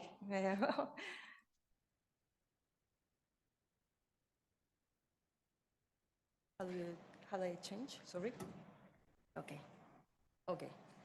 So I already shared with you my anecdote about the CAPRA program and how this concern about how communicate the risk. And as I was saying, I think the first step to create capacity, to increase capacity, is understanding and communicated risk. So one of the recurrent questions that I have is how to make people, not technical people, not disaster people, understand what is risk. And one example could be using cartoons. Why not? This help people to understand a difficult concept in an easy way. Or another possibility is using examples. The table that you see in the screen came from a publication that we developed with the World Bank about the Japanese expertise in disaster risk management for cultural heritage. So explaining specifically how do we identify risk with examples from the culture sector help other colleagues to understand better and increase the awareness about what risk is and how can we reduce it. In the context of this program, with the experience of Japan, we organized several capacity building workshops, and one was in Bhutan, and we bring Japanese expertise there. And it was very successful because despite being different kind of heritage, you can always find the common ground and the similarities. And in this case, the main concern of the Bhutan team was fire risk. And if you remember the zone that was almost practically gone in 2012, so they could learn from the Japanese expertise in reducing fire, because actually is one of the main concerns, excuse me, of Japan, that his cultural heritage is mainly made of wood and paper and vegetables material. So fire is one of the main concerns. So they have created a lot of expertise around, and sharing experience with other countries was very helpful and successful. Another example that I want to bring is Uzbekistan. We developed a capacity building with a multidisciplinary team. And yesterday was mentioned the importance of develop cross-sectoral collaboration. And I want to emphasize that, indeed, is very rich to bring people from different disciplines exchanging different experience. In this case, we have teams from the cultural heritage sector, tourist sector, and disaster risk management. And it was very interesting to see how they never had spoke with the other before. The disaster risk management people didn't think about the tourist sector. Tourist people never thought on disaster before. So it was very rich to make this learning exchange between all. And I brought as an example the tourist sector because sometimes it doesn't come quickly to the mind of disaster risk management professionals. Sometimes we focus more on health, educational sectors. And tourism is very tricky because there is the challenge that sometimes they are a bit reluctant about talking about disasters. I got a conversation with a colleague in the past that told me, no, I don't want to talk about risk and disaster because I want to promote tourism. So if I talk about disaster, I scare people. So this is exactly what we need to avoid. People need to understand that managing risk is the way to be secure, not avoiding the conversation. And an example from the tourist sector that I wanted to bring is from central Italy. This is the city of Norcia. It's a hotel in an area that is very earthquake prone. And in the hotel, when you arrive, you have information about seismicity and how to react in case of an earthquake, explaining that the building is secure, that you have safe areas, as you see marked with a note. And this way, you create capacity in the people visiting on how they react and trying and ensuring that the people in the hotel is well prepared, is going to assist visitors. And this is the way that you communicate risk, not avoiding the conversation. And bringing climate change into the equation, we face another challenge. Sometimes there are some countries, some people that still are a bit reluctant of accepting that climate change is a reality that we know very well, but some people still is difficult to communicate with them. And I'm using this example to emphasize the in situ training. Particularly with climate change, is very useful for people to see the reality and what is happening. And the example that I wanted to bring today comes also from Italy. This is Cinque Terre. And actually this park, cultural park, became a UNESCO World Heritage Site some years ago, and is based on traditional knowledge. I was very happy to hear in the previous session how traditional knowledge was emphasized.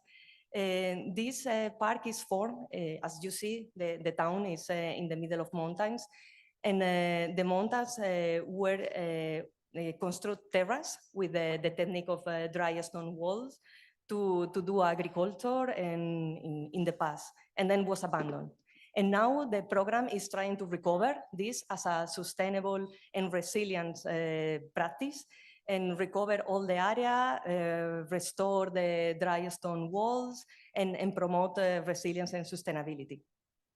And there was a workshop last April organized by the ICROM, and the program is called Net Zero, Heritage for Climate Action, and actually will be a special technical session in the afternoon. And it brought 5 teams from different countries to learn how this Cinque Terre Park works, and to interact directly with the local community there, exchange their experiences, and learn from each other how to, through traditional knowledge, we can adapt and mitigate climate change.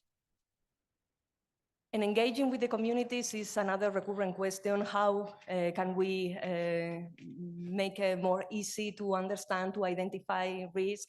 And coming back as the beginning of my presentation, one very useful tool is think out of the box, and instead of focusing in serious presentation, make fun activities. Such, for example, the disaster imagination game that helps community to look around a map and identify the areas of risk, and together with the different stakeholders, look for solutions.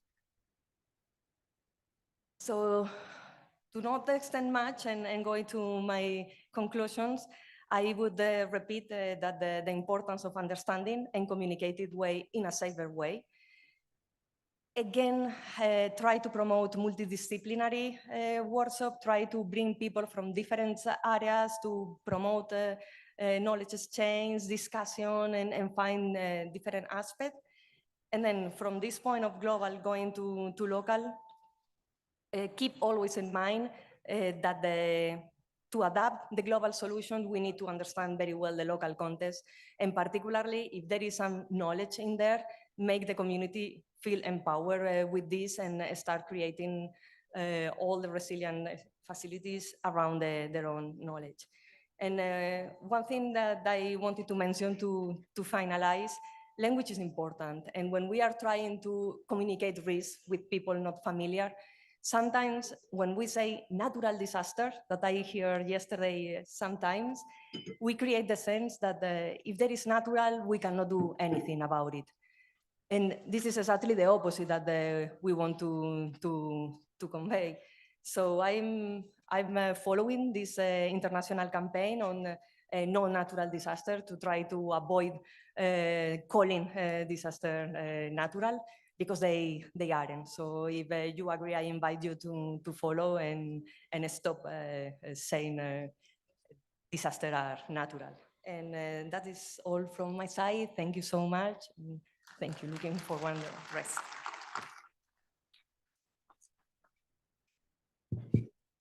Thank you. Thank you, Ms. Barbara. And I think this is very critical aspect of capacity building. And I recall that 2009 when Paris was flooded, and the issues of communication. So basically, you highlighted on risk communication. So there is another way like safety communication as well.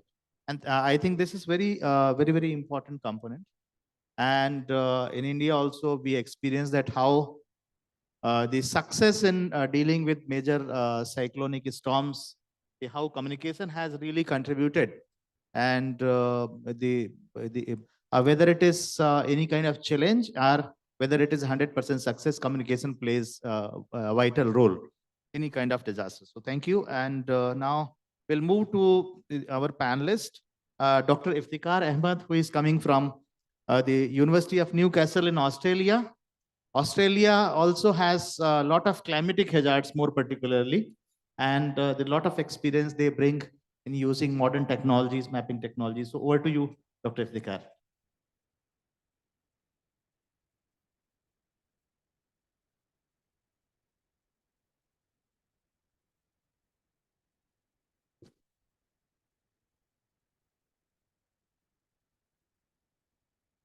While they're loading up, just to introduce so respected chairperson and co-chairs and my fellow panelists and my fellow participants at the Congress. So good afternoon to you. So thank you.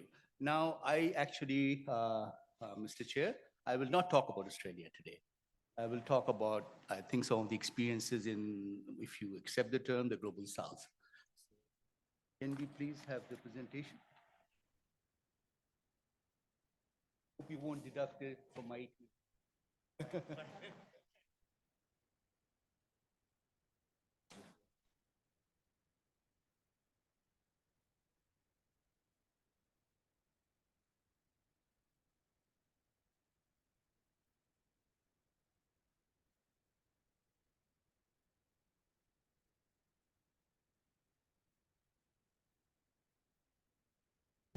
That's great. So I will be talking about this, the hands-on approach. And I am actually an academic, as you already noted. And being an academic, our only opportunity, the interface with communities, is to action research. And that is a paradigm which is often contested in the real traditional ivory tower form of research. But perhaps, I can convince you that it is also a valid form of research and gives us knowledge and understanding. So this is a kind of drawing I did to pull together some of the key ideas behind this participatory development philosophy espoused by many of these authors, chambers, etc. But basically, the key message from this is to integrate, to synthesize global and local knowledge and come up with solutions to address some of the pressing problems and issues in certain contexts. I won't go through this, but just to highlight two very important things. In this whole process, one thing is very important is listening instead of talking. I'm sorry, we are all trained as talkers, but we have to learn to speak, learn to listen as well. The other one is also, it's about learning. It's not about lecturing, not telling people what to do. When you talk about capacity building, it's also mutual learning. It's a two-way process of learning. That is the main philosophy behind this. And perhaps the other one is also to be able to relax and have fun and not lose your sense of humor. That way, you build up the bonds and the connections with communities. So that is the point, and I will move on to the next one. So I'll give you two very quick case studies. And that's the theory. The theory is over now. So the case study, the first one, this is a training of trainers action research project. So we try to combine different streams. There's training of trainers, and then there's an action research where we try to do it in Fiji and focusing on leadership for women in disaster resilience. So I won't go through it in great detail, just to tell you that women in many of these contexts are actually true leaders. They actually make all the household level decisions and even community level decisions. And so we kind of wanted to piggyback on this existing, resource, I guess that's the word. And so the way we actually did it, we couldn't do it directly, of course, because we are from the University of Newcastle, our team. So we had to consult with the local stakeholders, get them on board, starting from the top ministries to the grassroots village communities. And so once we did that, we did a training of trainers workshop. They trained the trainers, and the trainers went to the village and they ran the training for the village women and others. And we supported them in that process. So this is the basic idea.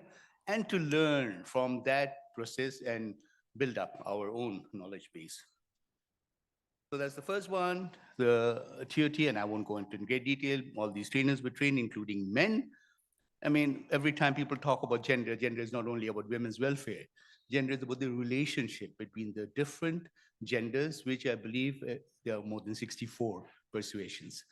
So having said that, no, I'm digressing, so I won't go there. And in the second stage, what we did was we actually did the training in the village, and you can see the police women running the training. So there were five police women who were trained by us, and they were given a package, and then they ran the training in the village when we just supported them in the process. And it went really well. I think it sounded good, but the main problem is that afterwards, when we said that a training of trainers means the TOT is training of trainers of trainers of trainers of trainers of trainers ad infinitum. That is the ideal process. Now, if it doesn't kick off by itself, if it doesn't spark that innovation and uptake, then it's not going to go far. And this is exactly what happened because of our projects at universities and research institutions. We get confined timeframes and confined funding. So when we talked about it, we thought they'll be inspired in running it, but they said, no, we're very happy to do it, but you have to come back and maybe even fund us to do it. So I think that's one lesson, very important. The second one is in Bangladesh, and I failed to tell you that at the beginning. I'm originally from Bangladesh, and when I was working at the university there, I had this interesting project trying to improve flood resilience in rural areas. Community studies, that's the kind of stuff. So we went there and documented the community, talked to them, and understood how they live. And you can see it's a floodplain. So the houses are built on elevated mounds, but even those get flooded in extreme conditions. You can see some of the houses there, which we documented. During the floods, this is what happens. That we had the community workshops, separate workshops for men, women, different timings, all that. I won't go into in great detail. And trying to understand the problems with their local houses and what could be done to improve that. And this kind of discussion. So, and then we did the demonstration house. We took some of the ideas on board and we supported them. And one of the villagers volunteered to give his or her house, and we kind of worked on that to fix it and improve it. And I won't talk about all the, we call them BFS, building for safety options, very simple innovations, treating the bamboo, protecting the lower part of the bamboo, protecting the plinth by what we call cement stabilization. I won't go technical today, but cement stabilization is just adding 5 to 8% of cement to soil, and it stabilizes it, and that stabilizes the plinth. Normally, these plinths are made out of mud. So there you see, this is the demonstration houses that we did. We built them, improved them. We had rainwater gutters there. Sorry, I'm pointing here. Rainwater gutters there, which is also an innovation because they don't do it. And they have been drinking arsenic, arsenic contaminated groundwater. So this is another idea. And we went back after that when we built the house and looked at them in the floods, and they were fine because we stabilized those pits. And I'm talking only 5 to 8% cement to stabilize it. So it's totally affordable in that context. Easily done, easily replicable, using the same technologies that they use. And then we had the dissemination, we had a village bard singing and teaching their kids and all kinds of things. And so you see, and some of these people who worked with me, they were my former students, graduates, architecture graduates, and I realized that was a moment of introspection for me, because I realized that we were not training them to do anything relevant for this global South context that we live in. They were all busy designing beautiful, fancy buildings for the elite and wealthy. And so when we took them to the village, they took a trowel. They didn't know what it was. These are architectural graduates, study for 5 years, get a Bachelor of Architecture degree, and they don't know what a trowel is. So this was hands-on. So we all worked hands-on and did things. We did the construction. We're no different from the villagers, and we learned. Remember, I told you at the beginning, this process is a two-way learning process. So there it is with the group. But sounds fantastic, doesn't it? Now what happened? We go there after a few years, and you see that photograph, right? This is one photograph, shows you, this one shows you the stabilized plinth. It's fine after many years. And the next house, actually owned by his brother, he didn't follow it. So now he's, covering it with plastic and protecting it. Same.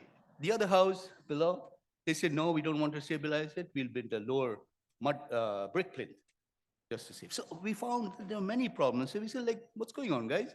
Why didn't you do it? You were all so eager, enthusiastic, you participated. What's happening? He said, yes, we'll do it again, but if you come back, you can give us the money. Same issue as in Fiji. So we start really encountering some of the real life issues.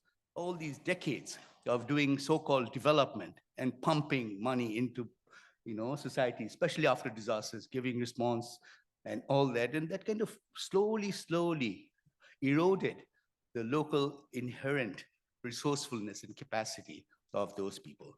And then they developed a patron-client relationship. The us and them started proliferating, and huge disparities, urban, rural, and even within rural communities, within urban communities, huge disparities, huge issues. And when there's this disparity, when the change agents go in to the community, it's difficult. What do you get out of it? It benefits the agent more. You feel good. I've done something for the community. Yeah, I'm finishing this last slide. So my main point with this is that maybe we should do some more introspection. Maybe we can change ourselves. Maybe we can mold ourselves to the reality that surrounds us. I mean, you're here in Dehradun, right? The whole road interweaves between rural and urban. Suddenly it's totally rural, and 1 minute it's totally urban. Oh, great disparity. So even just right here. So anyway, so we have to change, and that is all I wanted to say. And thank you very much for your attention and time. Thank you, Professor Ikar. Wonderful case studies. And I think we need to look at such more case studies across the smaller countries where excellent examples are emerging. So you presented few case studies, but I think this is a good idea that we identify that we can bring transformation. Globally in DRR, we are talking about transformation. So thank you for the wonderful presentation. Now moving to our next speaker, Ms. Esteban Torres. She is coming from Ecuador. She is the ministerial advisor in the Ministry of, I'm sorry. He is ministerial advisor in the Ministry of Urban Development and Housing. So over to you, Mr. Torres, and you have 8 minutes for your delivery. Well, thank you. Good afternoon with all. It is a pleasure for me to share this session with you, and I thank the organizers for the invitation. Sincerely, I don't speak English very well. I try to do my best effort, and I prefer to read some reflections that I wanted to share with you. Next. In 2017, Ecuador faced a 7.8 earthquake. This tragedy claimed many lives, but also highlighted the advantage of bamboo as a seismic resistant building material. Both the public and private sector were interested in building houses with this material. However, interest was not enough. Much more than that was needed. The proper use of bamboo requires the participation of various actors within the different components of the bamboo production chain. In order to build with bamboo, it is necessary to have quality raw material, which is achieved through adequate management from the plantation and then conveying with the processes of preservation, drying, and storage, among others. In order to build with bamboo, it was also necessary to have skilled labor which applies ancestral knowledge, but also seeks to innovate through different construction systems. But it was not enough to have skilled labor if there were no professionals trained in bamboo design and construction who applied the parameters established in the construction regulation. Nor was it enough to have professionals as architects and engineers trained if the municipalities do not apply regulation that encourage bamboo construction. All this is what has been done in Ecuador, with greater emphasis since the earthquake occurred in 2016.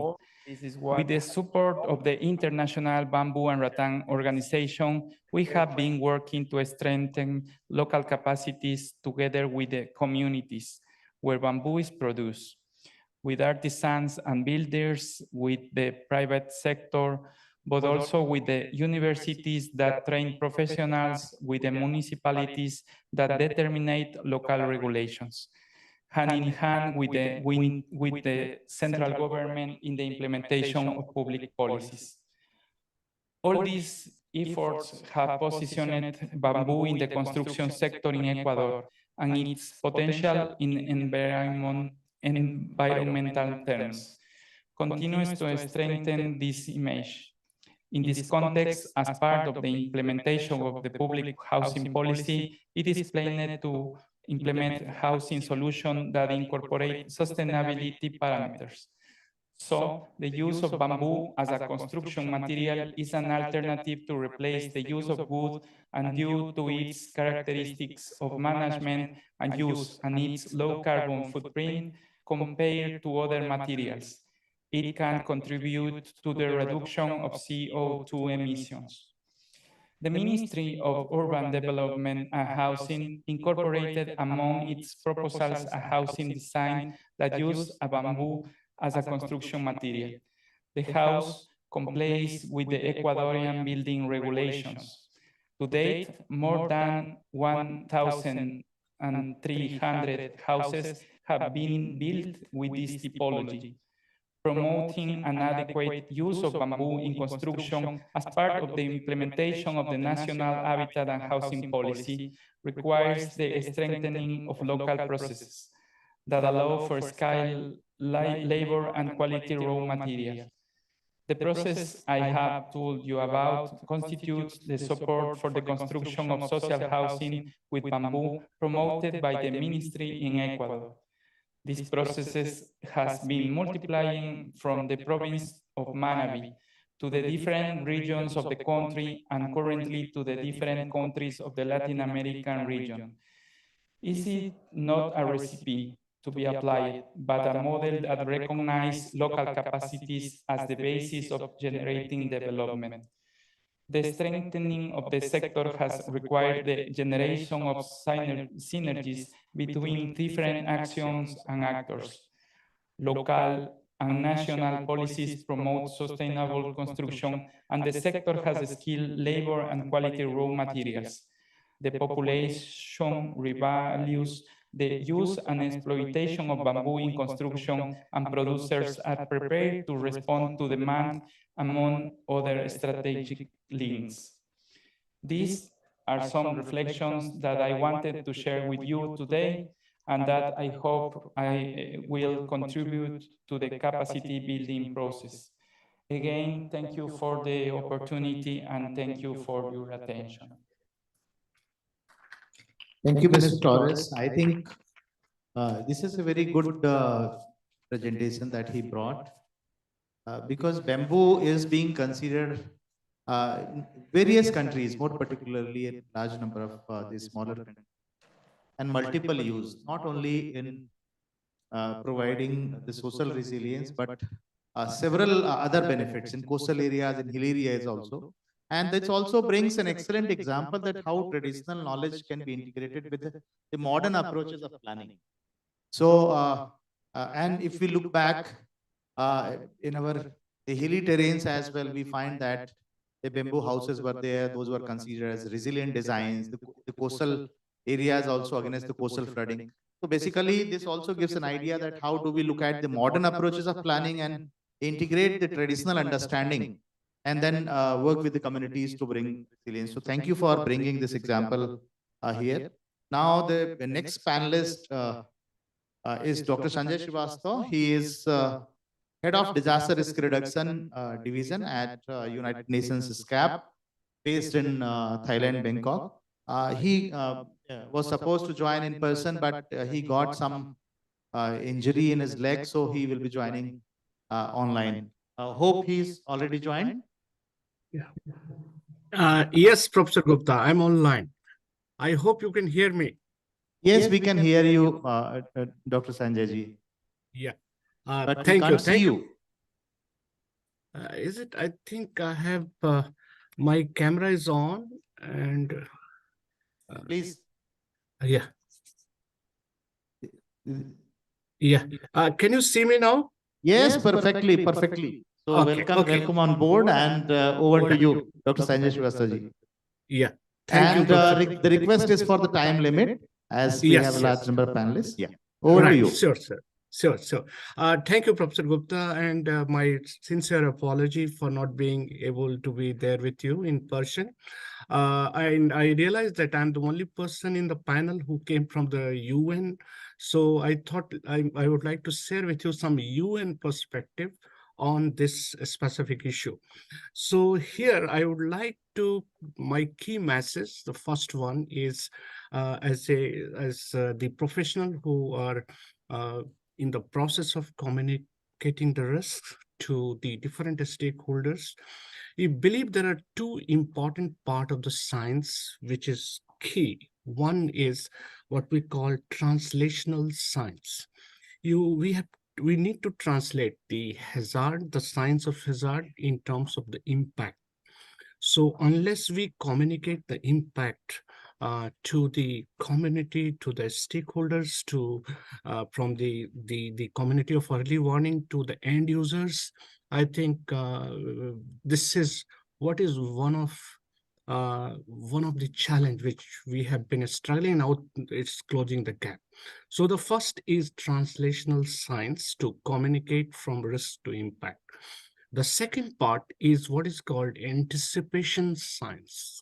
Anticipation science is to communicate the policy actions from hazard to risk to policy response. So risk to policy response has to be translated through anticipation science. So if we are able to communicate the risk with translational and anticipatory approaches of the science, I think we will able to bridge many gaps that exist today. Here in this context, I just wanted to cite 2-3 examples from our UN experiences. One is in 2015, there was a global focus on inequality, world becoming highly unequal, and particularly in the middle income countries, the fastest growing economies, at the same time becoming more and more unequal society. So there was variety of policy options, focus on education, health, focus on all kind of the development paradigms. But what was missing there is the disaster resilience. So we use what I said is translation and the anticipatory science. We brought out a theme study, how disaster contributes or widens the inequality by a certain percent. We did it a very analytical GCM equilibrium model. And this disaster was flagged as one of the drivers of inequality, particularly in high growth middle income countries of Asia and Pacific. This attracted global attention. This year, the International Day of Disaster Risk Reduction, inequality was one of the key. So what we did, we brought this as a policy agenda from the science of anticipation and translation. My second example I would like to cite was the IPCC report, assessment report 6. It spoke a great deal of complex compound and cascading risk. Dr. In You a are mount, losing your voice in between. Sometimes it goes too low. oh, is it? Okay. Okay. Let me try. Now it is okay. Okay. So the another example of the translational science was the IPCC report, assessment report 6. This is more relevant, particularly in a mountainous context, the theme of this WCGM. Mountainous context, disasters are often complex, compound with a cascading impact. Managing this kind of risk is always difficult. Most of our professional experiences have been managing hazard, risk, and hazard, vulnerability, and risk. But when it becomes complex, compound, and cascading, the challenges lies in making the best of the science, what we call the scenario analysis, context analysis, to suggest the policy action. The recent GLOF in Sikkim is one of the example, the high precipitation cloudburst that triggered GLOF. Downstream, it destroyed the critical infrastructure of hydroelectric power plant, 1.2 megawatt. That is a very important asset. So we need some kind of a early warning for all type of approach. At the same time, built by resilient infrastructure as well as infrastructure for resilience coupled together. So these two approaches from translational science to anticipatory science are very. My last point is the CAP Commission session this year in 2025. There was a lot of focus on the climate action, particularly we had a session on race to zero, and that was the whole Asia Pacific voice. In race to zero, the issue of adaptation, particularly the climate change adaptation, somehow was not getting the attention that it deserves. We brought out a report called Asia Pacific Disaster Report. We brought a idea of translational science, a just transition. Just transitions not there only in energy, but it's also there in the adaptation. And the think resilience in terms of building infrastructure. So with these two policy actions, we could able to inspire a policy think tank of Asia Pacific regions to act when we talk on race to resilience. In race to resilience, adaptation with just a transition, adaptation, think of resilience is very important. So at a high level, global policy agenda is important that we as a scientific community, as academia, use translational and anticipatory science and communicate policy messages without any ambiguity, with a lot of clarity, evidence, inspire the policy decisions in different countries. So thank you, Professor Gupta. These are few words I thought I must share with my colleagues. Thank you very much, Dr. Srivastava. You very nicely brought the UN perspective. And I think many of us are aware of the UN SCAPS initiative and jointly with many partners, RIMES and others. And UN SCAP has a special center located in New Delhi in India on science and technology. And your thoughts also sync directly with the recent initiatives in India as well. The new science, technology, and innovation policy in India. Now we are working for a DRR and climate change vertical within that how do we utilize and what is suggested that on transnational research and anticipatory research. And I think that is very important because if we have a foresight, if we understand what kind of risk we are going to meet in future, our preparedness would be much better. So thank you very much for your deliberation and being able to participate, and wish you the recovery soon. And maybe in future we'll meet you in person. So thank you. And over to the next speaker. He is coming from Australia. So this panel is very rich in the Australian cooperation with us. He's coming from Charles Darwin University, and he's leading disaster management program there. Over to you, Dr. Surjan. And this time as for all the panelists, for you.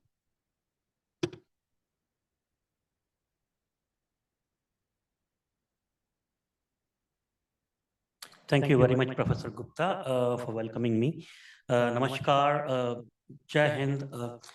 My name is Akhilesh Surjan. I am originally from the heart of India, Madhya Pradesh, from the city of Bhopal.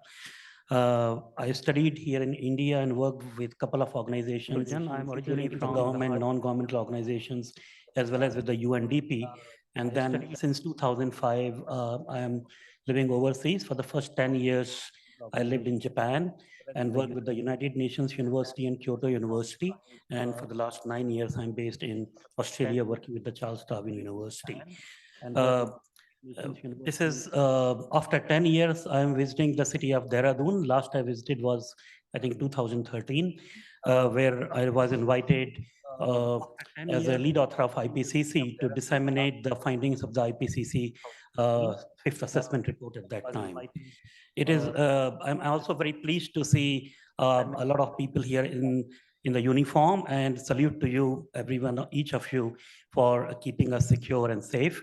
And also a lot of young and youth students and volunteers, I guess, in some way they are volunteering for this conference. And my topic is about volunteering, and I'm presenting case studies from Australia and Japan, and I'm sure they are very much applicable in this part of the world as well. For the last couple of days in this conference, we have learned that disasters are getting more severe and impactful, be it earthquake or tsunami, landslide or flood or cyclone or bushfire, etc.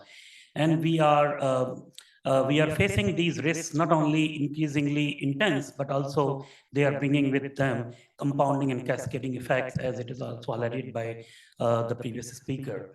And all the first responders who are present in this room, they will realize that they get overwhelmed with the frequency of the events which are occurring in parallelly in different parts of the same country, as well as in different parts of the world.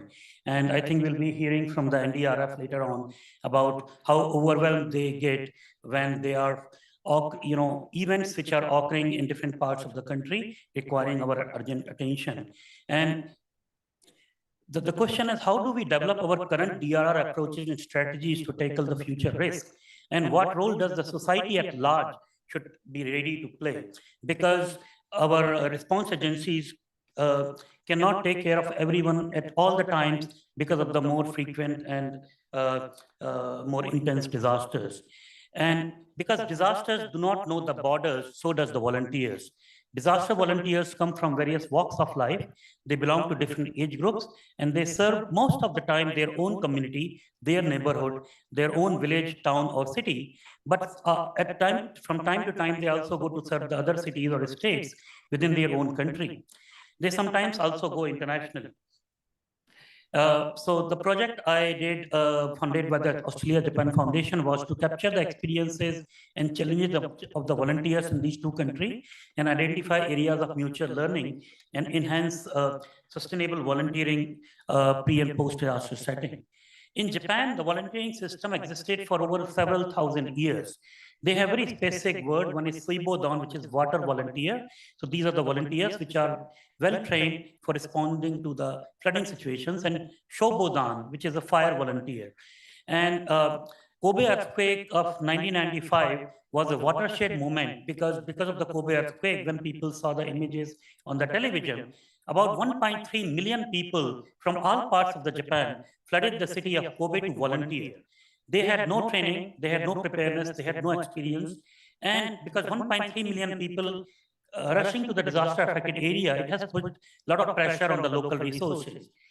In Tohoku earthquake and tsunami of the March 2011, more than 500,000 volunteers served within the first 4 months.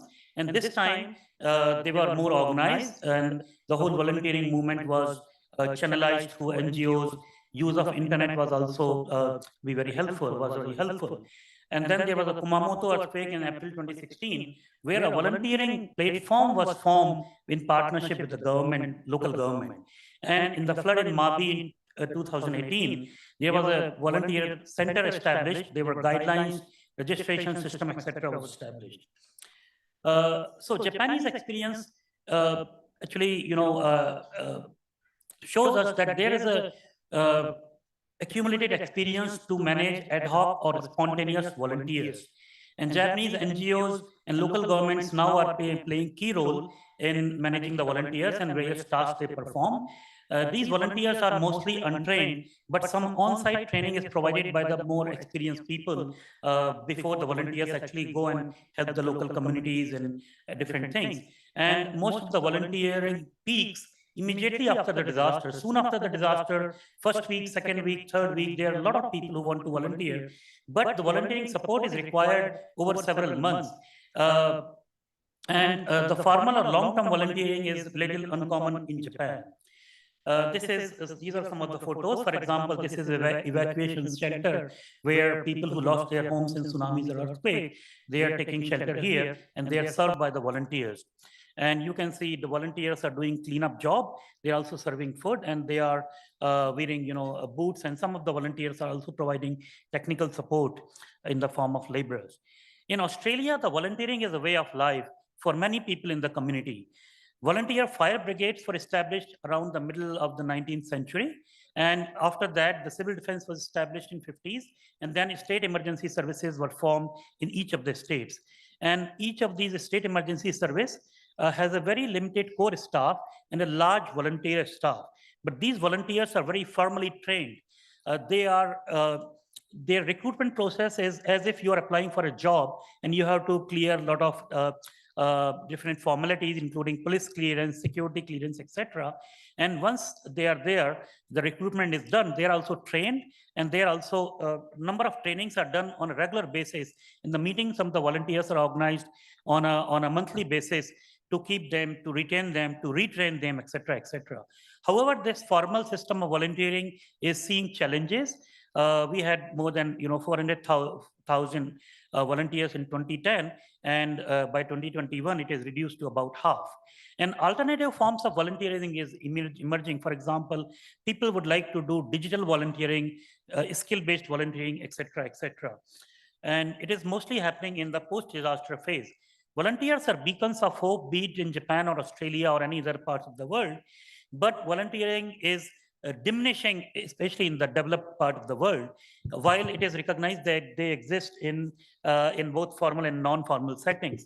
So while volunteering is a fundamental for realizing the vision of community-based disaster risk reduction, we have to make volunteering trendy. And I'm very happy that these young students are volunteering at this conference, and I'm sure they will one day stand up to volunteer when the disaster strikes in their region. We have to make volunteering inclusive, and localization of volunteering is a must. And I think that is where our civil defense, state emergency services can play a major role. And we have to make volunteering a purpose of life so that people can build very strong mental and social network while by way of volunteering. And we have to invent new language and make volunteering more fashionable. And many countries are investing into it. And I'm sure in India also, these kind of initiatives are taken care in the recent years. These are some of the examples from Japan where volunteering is done at the neighborhood level and it is promoted, and so does in Australia. And I'm happy to speak with you later on during the lunch or tea breaks to share more of these experiences. But thank you very much. Jai Hind. Thank you, Dr. Surjan. And very aptly, disaster management is a shared responsibility. And when we say shared, to shared globally as well. And that is the reason World Congress on Disaster Management is enabling this kind of discussion across the boundaries. And the topic of volunteering, basically that also a very good theme that has emerged over the last 10 years or so, that the countries which were primarily focusing on technology, now they're also has started talking about volunteering. I recall 2014, a bilateral talk with the government of Japan delegation. And then they told that they want to learn the community-based initiatives, community-led initiatives. And that was a surprise for me that time. But now, in fact, there's a lot to learn from each other. And this is something India has also recently started Apada Mitra, and that is one of the successful we are talking about. So thank you, Dr. Surjan, for bringing excellent examples to this forum. Now over to the next panelist, Brigadier Upendra Pal Singh. In fact, Army has multiple roles in disaster risk reduction in the entire cycle. Many times we see on the media the roles in response, roles in relief, but they also have huge role in mitigation and preparedness as well. And I also recall that eco task force that was created by Indian Army to replant and revegetate the difficult terrains where normal people cannot reach. So over to Brigadier Saab for your deliberation, and the time is for you is 8 minutes. Thank you, sir. Good afternoon, ladies and gentlemen, distinguished chair, co-chair, panelists, and august audience. It's a matter of privilege and honor for me to be speaking in 6th World Congress on Disaster Management.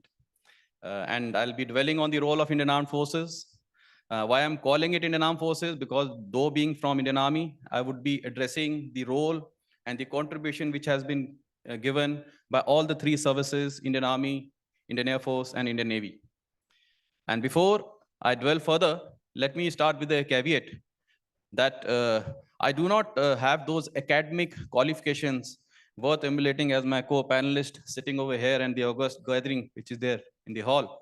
But I have a lot of experience under the belt, experience of physically participating in such disaster relief operations and also supervising such operations in staff. So let us first see the vulnerability profile of the nation. We as a nation, we are a vast country, 7th largest, with a very big coastline, more than 5,600 kilometers, jetting into Indian Ocean. And you name a terrain, we have it. We have deserts, we have mountainous high altitude areas, the plains of Punjab, riverine terrain, delta regions, salt plains of Run of Kutch, Deccan Plateau. So because of this diversity, there is a lot of adverse disasters which happen in our nation. If you see the data, out of 36 states and union territory in the country, 27 of them are disaster prone. And Indian Armed Forces, by virtue of our operational tasks, we are present in all nook and corners of the nation.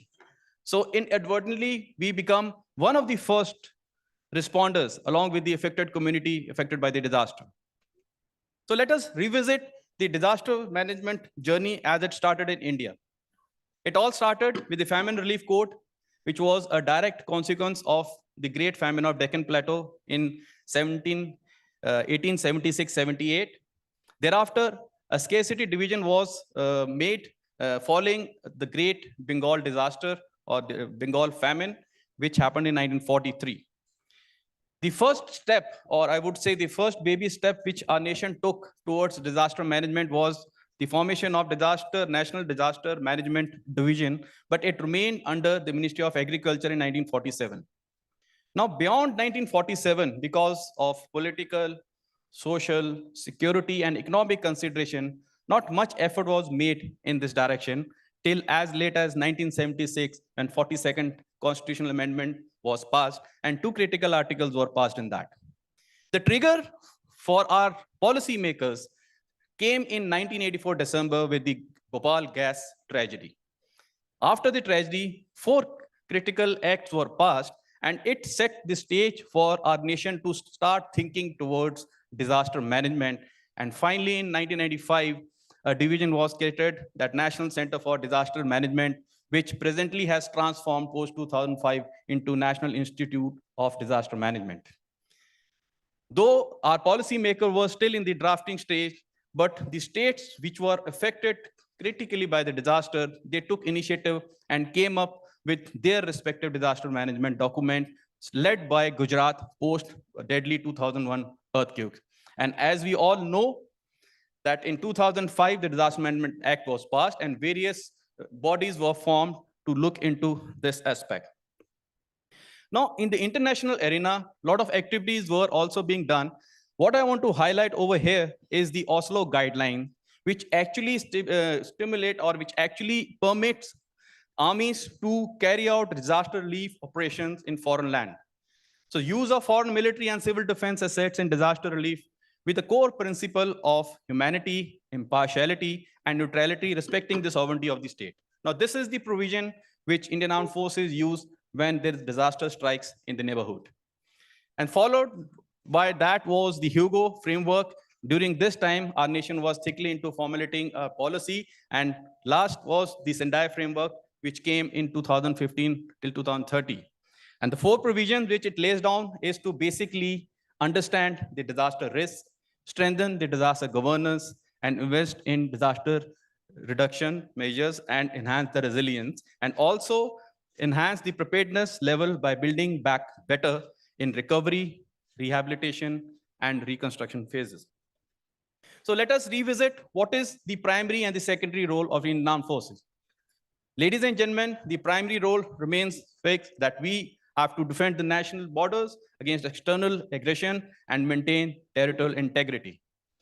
However, in the secondary role which has been legislated for the Indian Armed Forces is to provide humanitarian support and aid to civil authority during any calamity or natural disaster.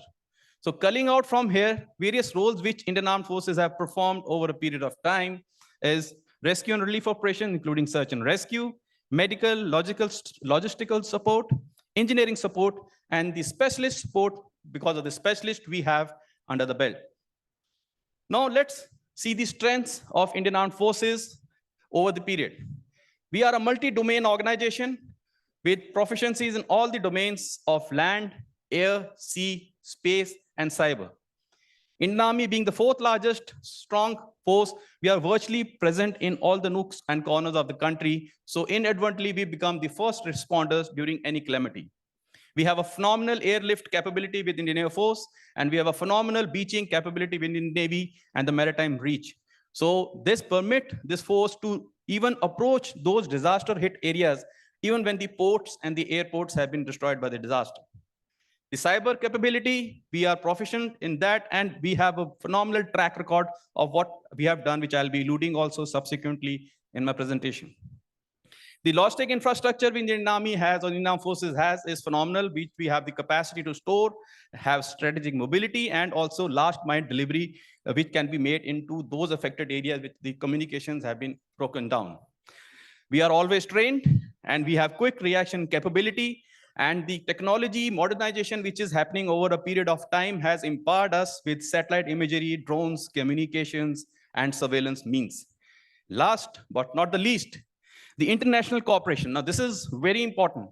All exercises we do with foreign army, we make it a point to dwell into HADR operations. And as I speak to you in front of you, there are foreign exercises which are going on in Pune with Sri Lanka and over here with Nepal. So in all such exercises, we make it a point that we dwell and get the best practices out of each other, especially in this domain of humanitarian assistance. Now, what are the legal frameworks? Ladies and gentlemen, we are guided by these 3 fundamental documents when we go in for aid to civil authority, which is a document of 1970, and it permits us to carry out certain actions as flashed on the slide. And other 2 documents also guide as to how to go about such duty. Even post the Disaster Management Act of 2005, Army or Indian Armed Forces continue to be requisitioned under the gambit of aid to civil authority 1970, and we are an on-call agency, though a formal document was documented before the act came in 2002, which still guides the Indian Armed Forces. So if you see, okay, I've been told to wind up early, so I will just flash that post 2005, there were certain 3 organizations which are looking after the disaster management, but post 2005, the special organizations have been created, and Indian Armed Forces still is guided by the ACA Act of 1970.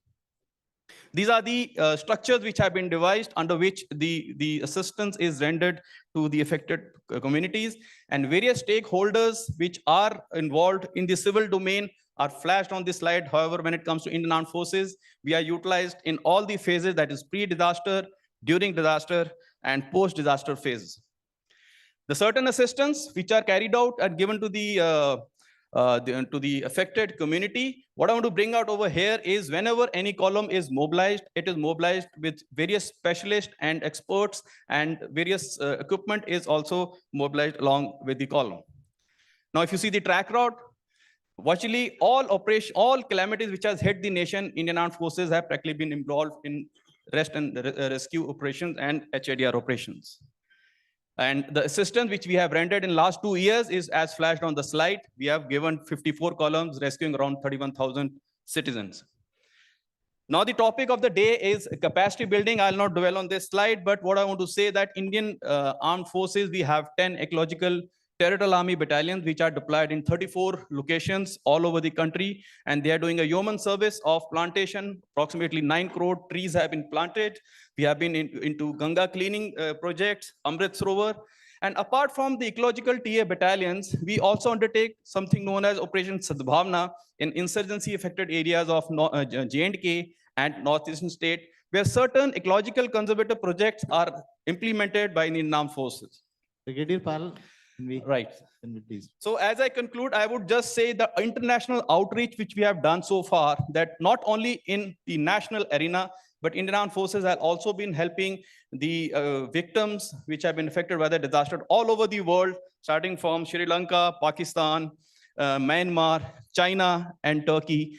And last, not the least, the assistance which has been rendered by the armed forces during COVID, wherein we have evacuated 890 citizens, created 400 hospital beds and ICUs, and given phenomenal amount of oxygen support to the nation. Thank you, ladies and gentlemen. It was a pleasure speaking in front of such august gathering. Thank you. And though I have taken more time than was allotted to me, thank you, sir. Thank you, Brigadier Pal. We'll directly move to the next speaker, Ms. Safina Beg. She is coming from the Jammu Kashmir, district of Baramulla. So she will be presenting the district perspective. She is working as district officer on disaster management. And the most important is that she is representing the women power of this panel. So that's very important. In the beginning, we spoke about the women leadership. So over to you, Ms. Safina. Thank you very much. Respected chair, co-chair, dignitaries, organizers, and future environment saviors. I feel honored to stand here with you as a spokesperson of Kashmir. I thank the organizer for this important event, for this opportunity to be in an environment that is similar to what we have in Kashmir. Sir, I'm not an expert on this subject, but I'm someone who is deeply connected with grassroots level. Standing here today, I am reminded of devastating earthquake of 2004, flood in 2014 in Kashmir. My special thanks to everyone who supported us in difficult times. And the most credible institution of our country, Army. Special thanks to Army. I want, applause for them. I will start with a quote. It is in Kashmiri, a quote from Sufi saint. His name is Nund Rishi. Unposh till one posh. That means food will last as long as forest lasts. Sir, whatever I'm going to say is based on my personal experience. I'm here to laud the voice of Kashmir. We should summon all our human, technical, and material resources and chart out for reaching a policy of climate management and environmental protection.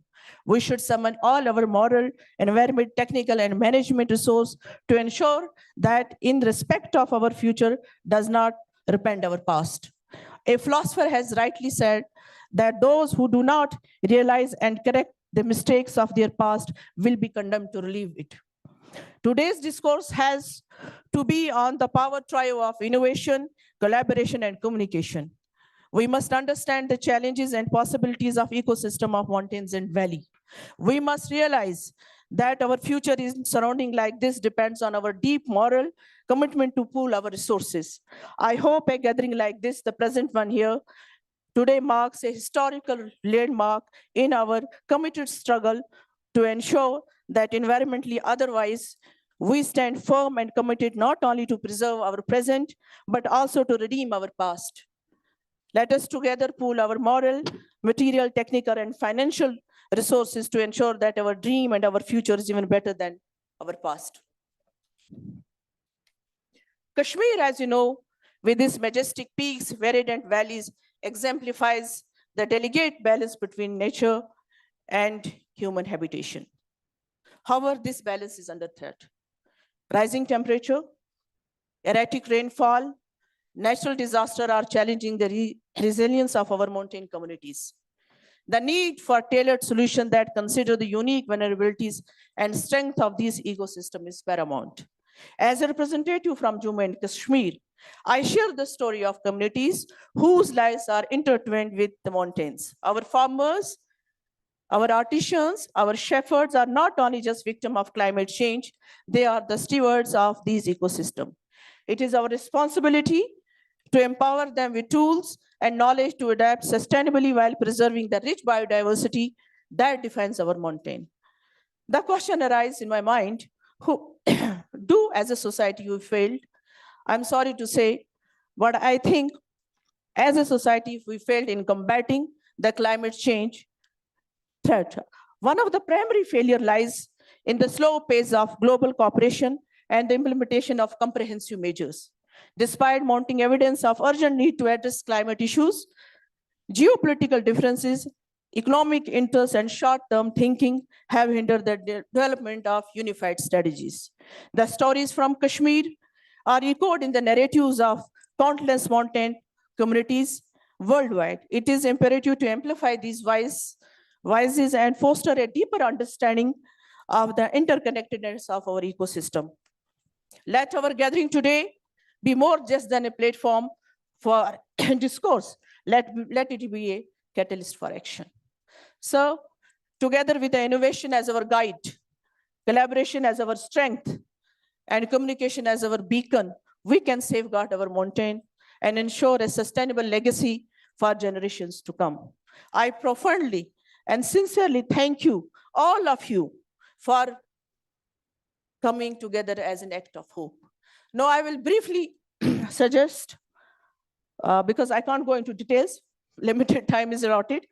So what we can do, there are few suggestions: collaborative research initiatives, communication for knowledge transfer, inclusive technological solutions, cross-sector collaboration, culture preservation through innovation, community-based disaster preparedness, and I will focus on this because this is my topic.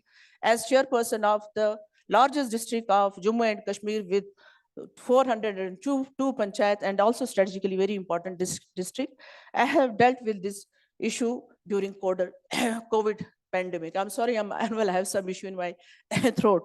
Communication infrastructure development, ecotourism promotion, capacity building through collaboration. I think the community participation is the most effective element to achieve sustainability in dealing with natural and man-made disasters. We should adopt a new strategy. Ms. Safina, can we? Yes, I will take 2 minutes. That is, people directly in planning, vulnerable people we should involve vulnerable people directly in planning and implementation of mitigation, response, and recovery measures. 3-tier system, the Panchayati Raj institution, we should involve Panchayati Raj institution, both in disaster risk reduction and post-disaster management is very important. We must integrate disasters preparedness into core system, starting from the grassroots level. So that is my point. But anyways, Jammu and Kashmir government has emphasized need for the effective disaster risk reduction, that is through Shirkat program, and we have started it from district Pulwama. But it is important to make disaster resilience an inherent part of our community disaster. What I want to convey in simple language, that even if we have good policies, resources, expert advice, but if we don't train our grassroots workers at the grassroots level, because they are the frontline workers, we have to train them, we have to empower them, we have to reward them. I just want to share a simple example and very inspiring story. Just give me 2 minutes more because I'm from the northwest of India. You can't ignore me. We have two only 2 to minutes. talk. 2 minutes only, and the only lady, someone covered head. So, anyways. You know what happened? In 2019, I was present in a award function, Padam Award. There was a lady, old lady. She was a casual labor in forest department, age 112. She received Padma Award for her contribution to Mother Earth. Kya tha uska? She planted trees. She planted trees, you know, on National Highway, and with bare foot, nothing, illiterate. See her contribution. If she can do it, why not we? We can also do it. So I want to take a pledge and conclude this. So let us pledge, all of us, let us pledge that every tree that falls for our need, we should plant 2 trees. Thank you very much. मैं डरती हूँ, मुझे जीने दो, मुझे मेरे हाल में जीने दो, मेरे बच्चे मेरे दुश्मन हैं, ये बांझ गरी के माहिर हैं, तब मेरे राज को समझेंगे. Thank you very much. Thank you. बहुत बहुत शुक्रिया. And the only comment, not the compliment, the salute to women power. So let us have a round of applause for 2 women in the panel. And now directly requesting Dr. O.P. Singh, the co-chair, to give a brief summary, and then we'll be requesting the other co-chair to share the points emerging for the future.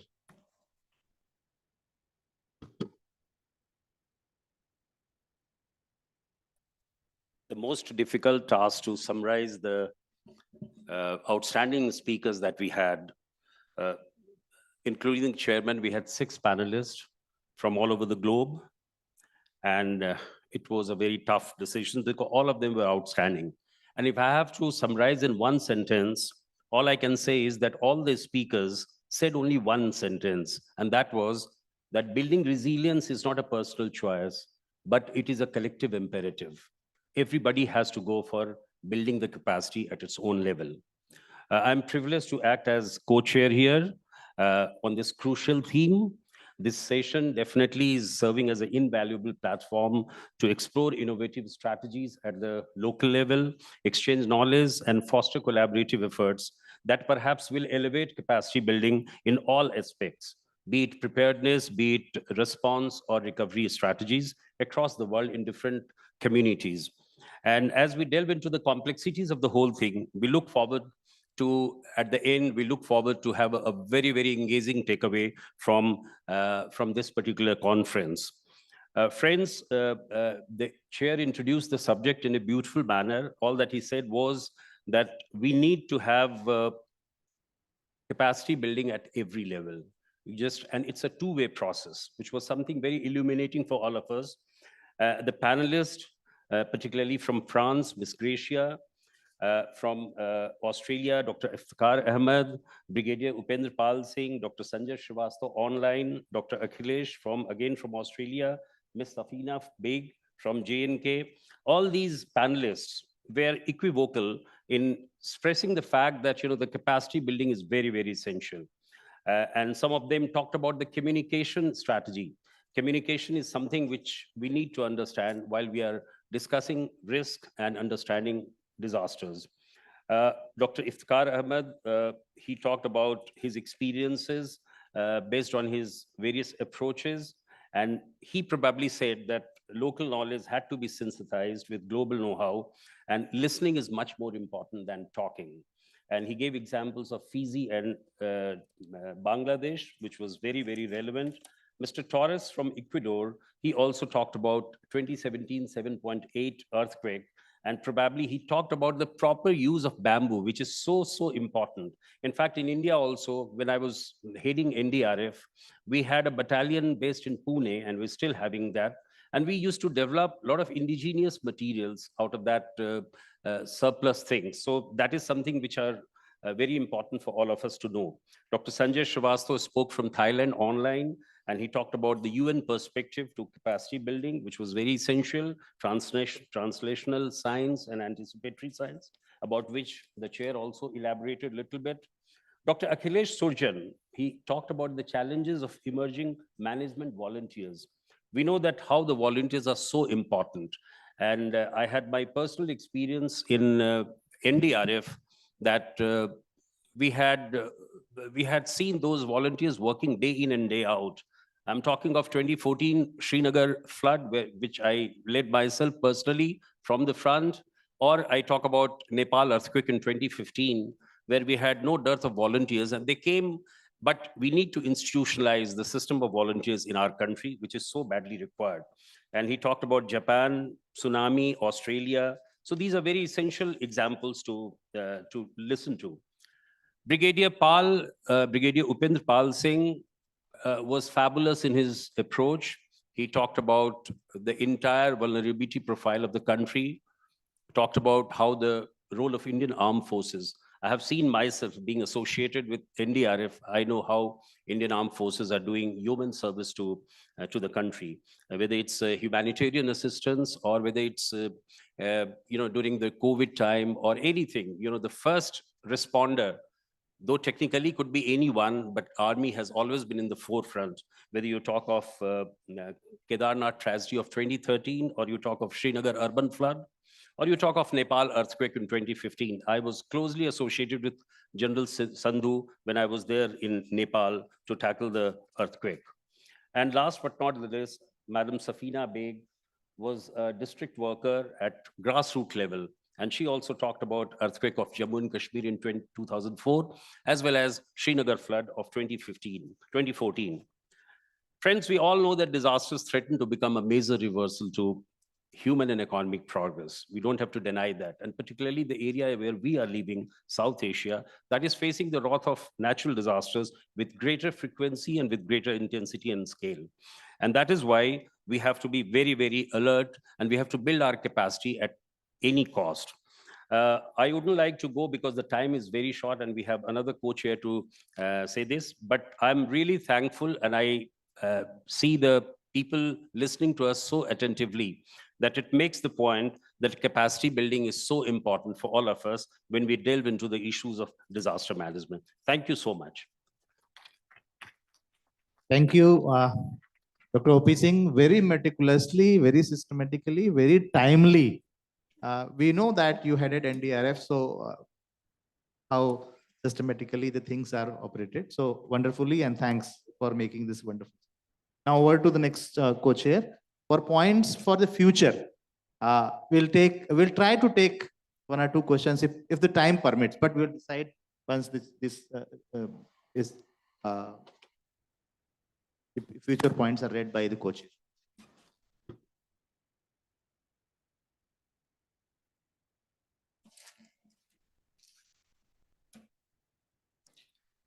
Good afternoon, dignitaries on the dais and off the dais and the fellows in the room.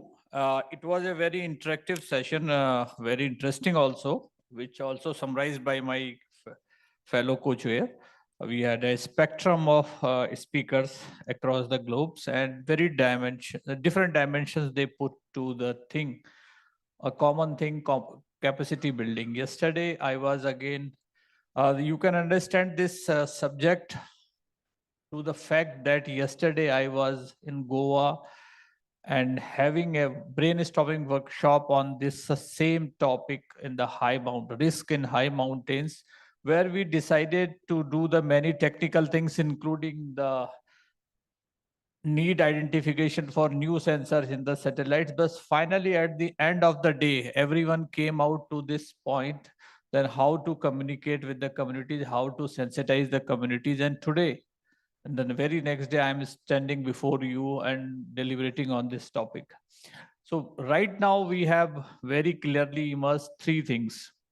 One is a human face of the disaster. By the people, for the people, we are approaching this kind of thing where we are seeing the inclusiveness, how we can take the things in inclusive coming from us to they or we, convergence of all these terms. So bringing into the philosophy of the capacity building. And more importantly, the effective communication. We are looking forward that innovative way to communicate with the communities, societies at a large and locally very specifically. This communication must be not in a preaching mode, but a way that it can be understood by the local communities. And through the local resources, local expertise available. This is a third method. Third dimension we are looking for that, how to develop, like we have in India, Abda Mitra, and many times these volunteers.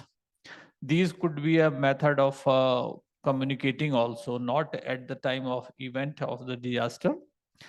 That more importantly, the point came as a women and empowerment to the society, how to deal with the disaster risk, developing resilience and adaptation strategies.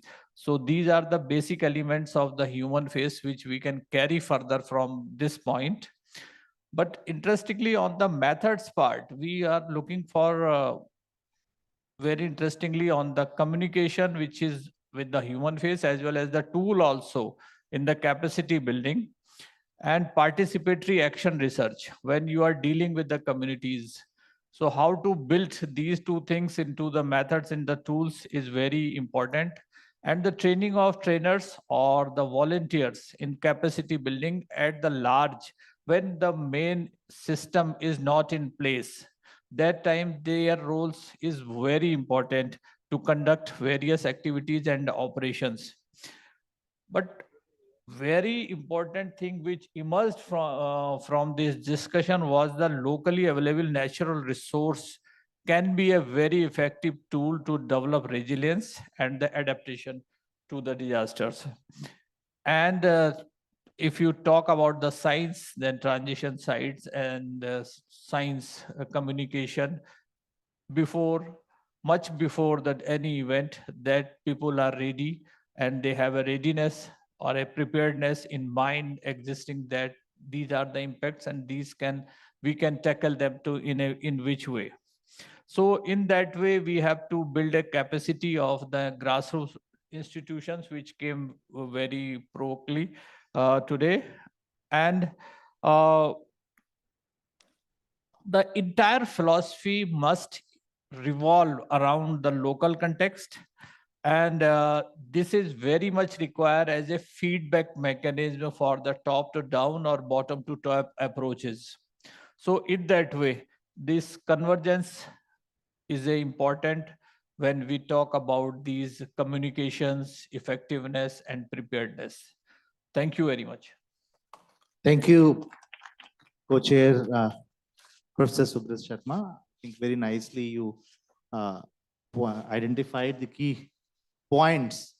In fact, the panel is facing dual pressure. One is that we have already encroached the lunchtime, but the panel was so rich that we had to do, and we were greatly supported by the audience because the learned experts and the delegates are here, and almost 2 p.m. And they were here. So that shows that the interest in the subject of capacity building. So thank you so much for joining. We know that there are certain very igniting questions or igniting points to share, but managing the dual pressure, on one side, we are being asked to close the session. On the other side, there are issues emerging as feedback and reflections. So I would suggest that we utilize the food court for this knowledge exchange as a follow-up of this session. So thank you very much, my all fellow panelists and the co-chairs and the people traveling across the continents to join and make this session rich, and each and everyone who is present in this hall, because this shows that how much importance we are giving to the subject of capacity building, and let us work to bring a transformation in our approach to capacity building. So thank you very much, and now we'll close this session. Thank you. Let's give them a good round of applause. Every one of them traveled thousands or hundreds of miles to be here. They carried a lot of their experience, their hearts, treasured it, and have shared before us. Thank you so much for that. I would like to request some of our dignitaries to come and present the mementos. May I request Lieutenant General Ravi Shankar ji and also Major General Patnaik ji to please come up and present the mementos. Also, Dr. Kalachan Shain, and then Brigadier Ashok Abeji, please come, and Professor Rima Pant, and Professor Narpinder Singh ji, and Professor N.P. Singh. It's a high-powered group. We are getting the high-powered dignitaries to present you the mementos. Yeah, please come, our volunteers.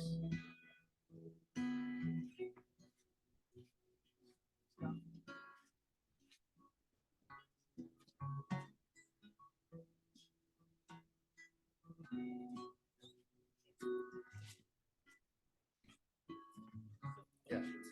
Sir, Ravi Shankarji, please. Yeah. Present to the chair, please. Yeah.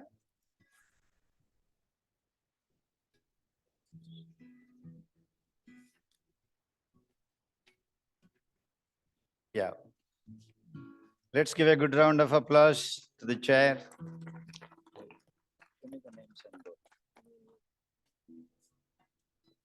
Yeah.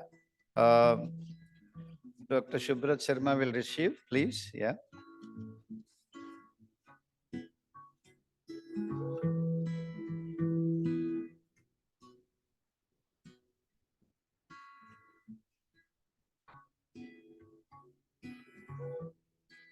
Thank you, sir.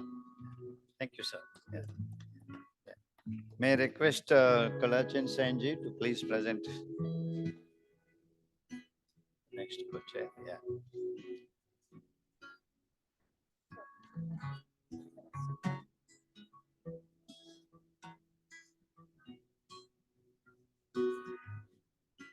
Yeah. Request Narpender Singh Ji to please present the mementos.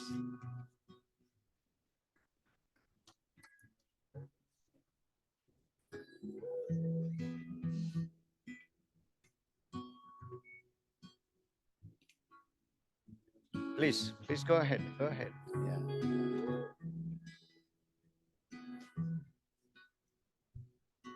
Request Professor Rima Panji also to please give the memento to one of the dignitaries. Go ahead, ma'am.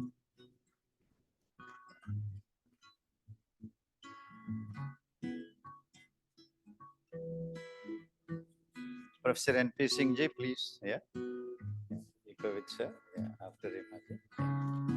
Thank you, sir. Go, go, go. Yeah.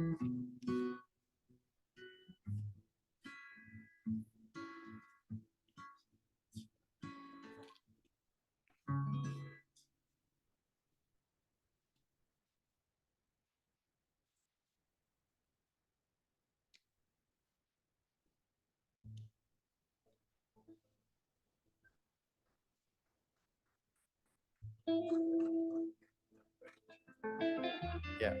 Please suggest the name. Yeah.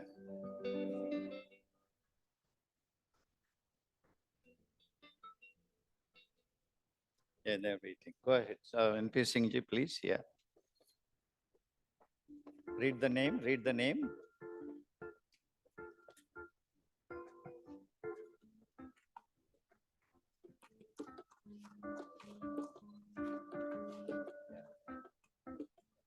Dr. Anand Babu also will give to the rest. Yeah.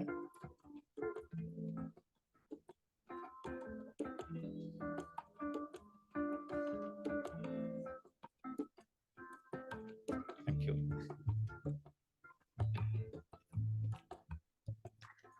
Yeah.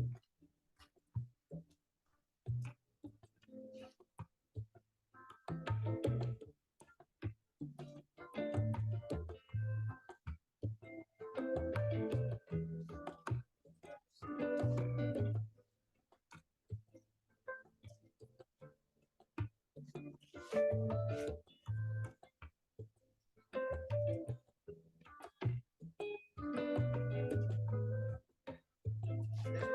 Please go.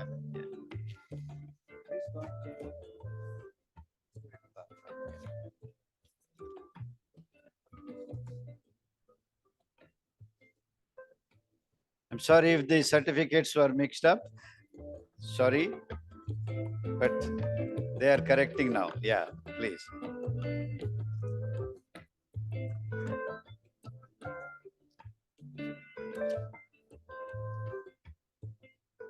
Dear friends, we want to thank our chair, co-chairs, and all the panelists for doing an excellent, presentations and inspiring everyone. Yeah. Yeah, would you please step forward for a group photo, if you don't mind? Would you please step forward for a group photo?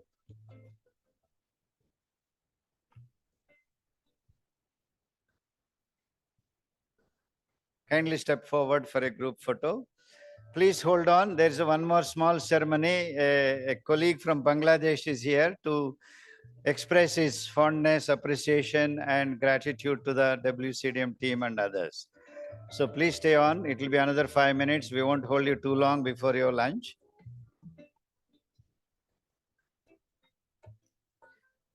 Okay.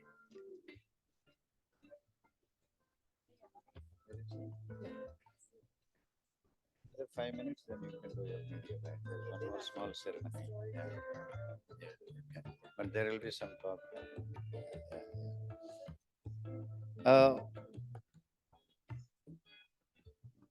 Professor Akbaruddin, can you come up slowly? Yeah. While the photo is being taken, we need you so we can complete it fast.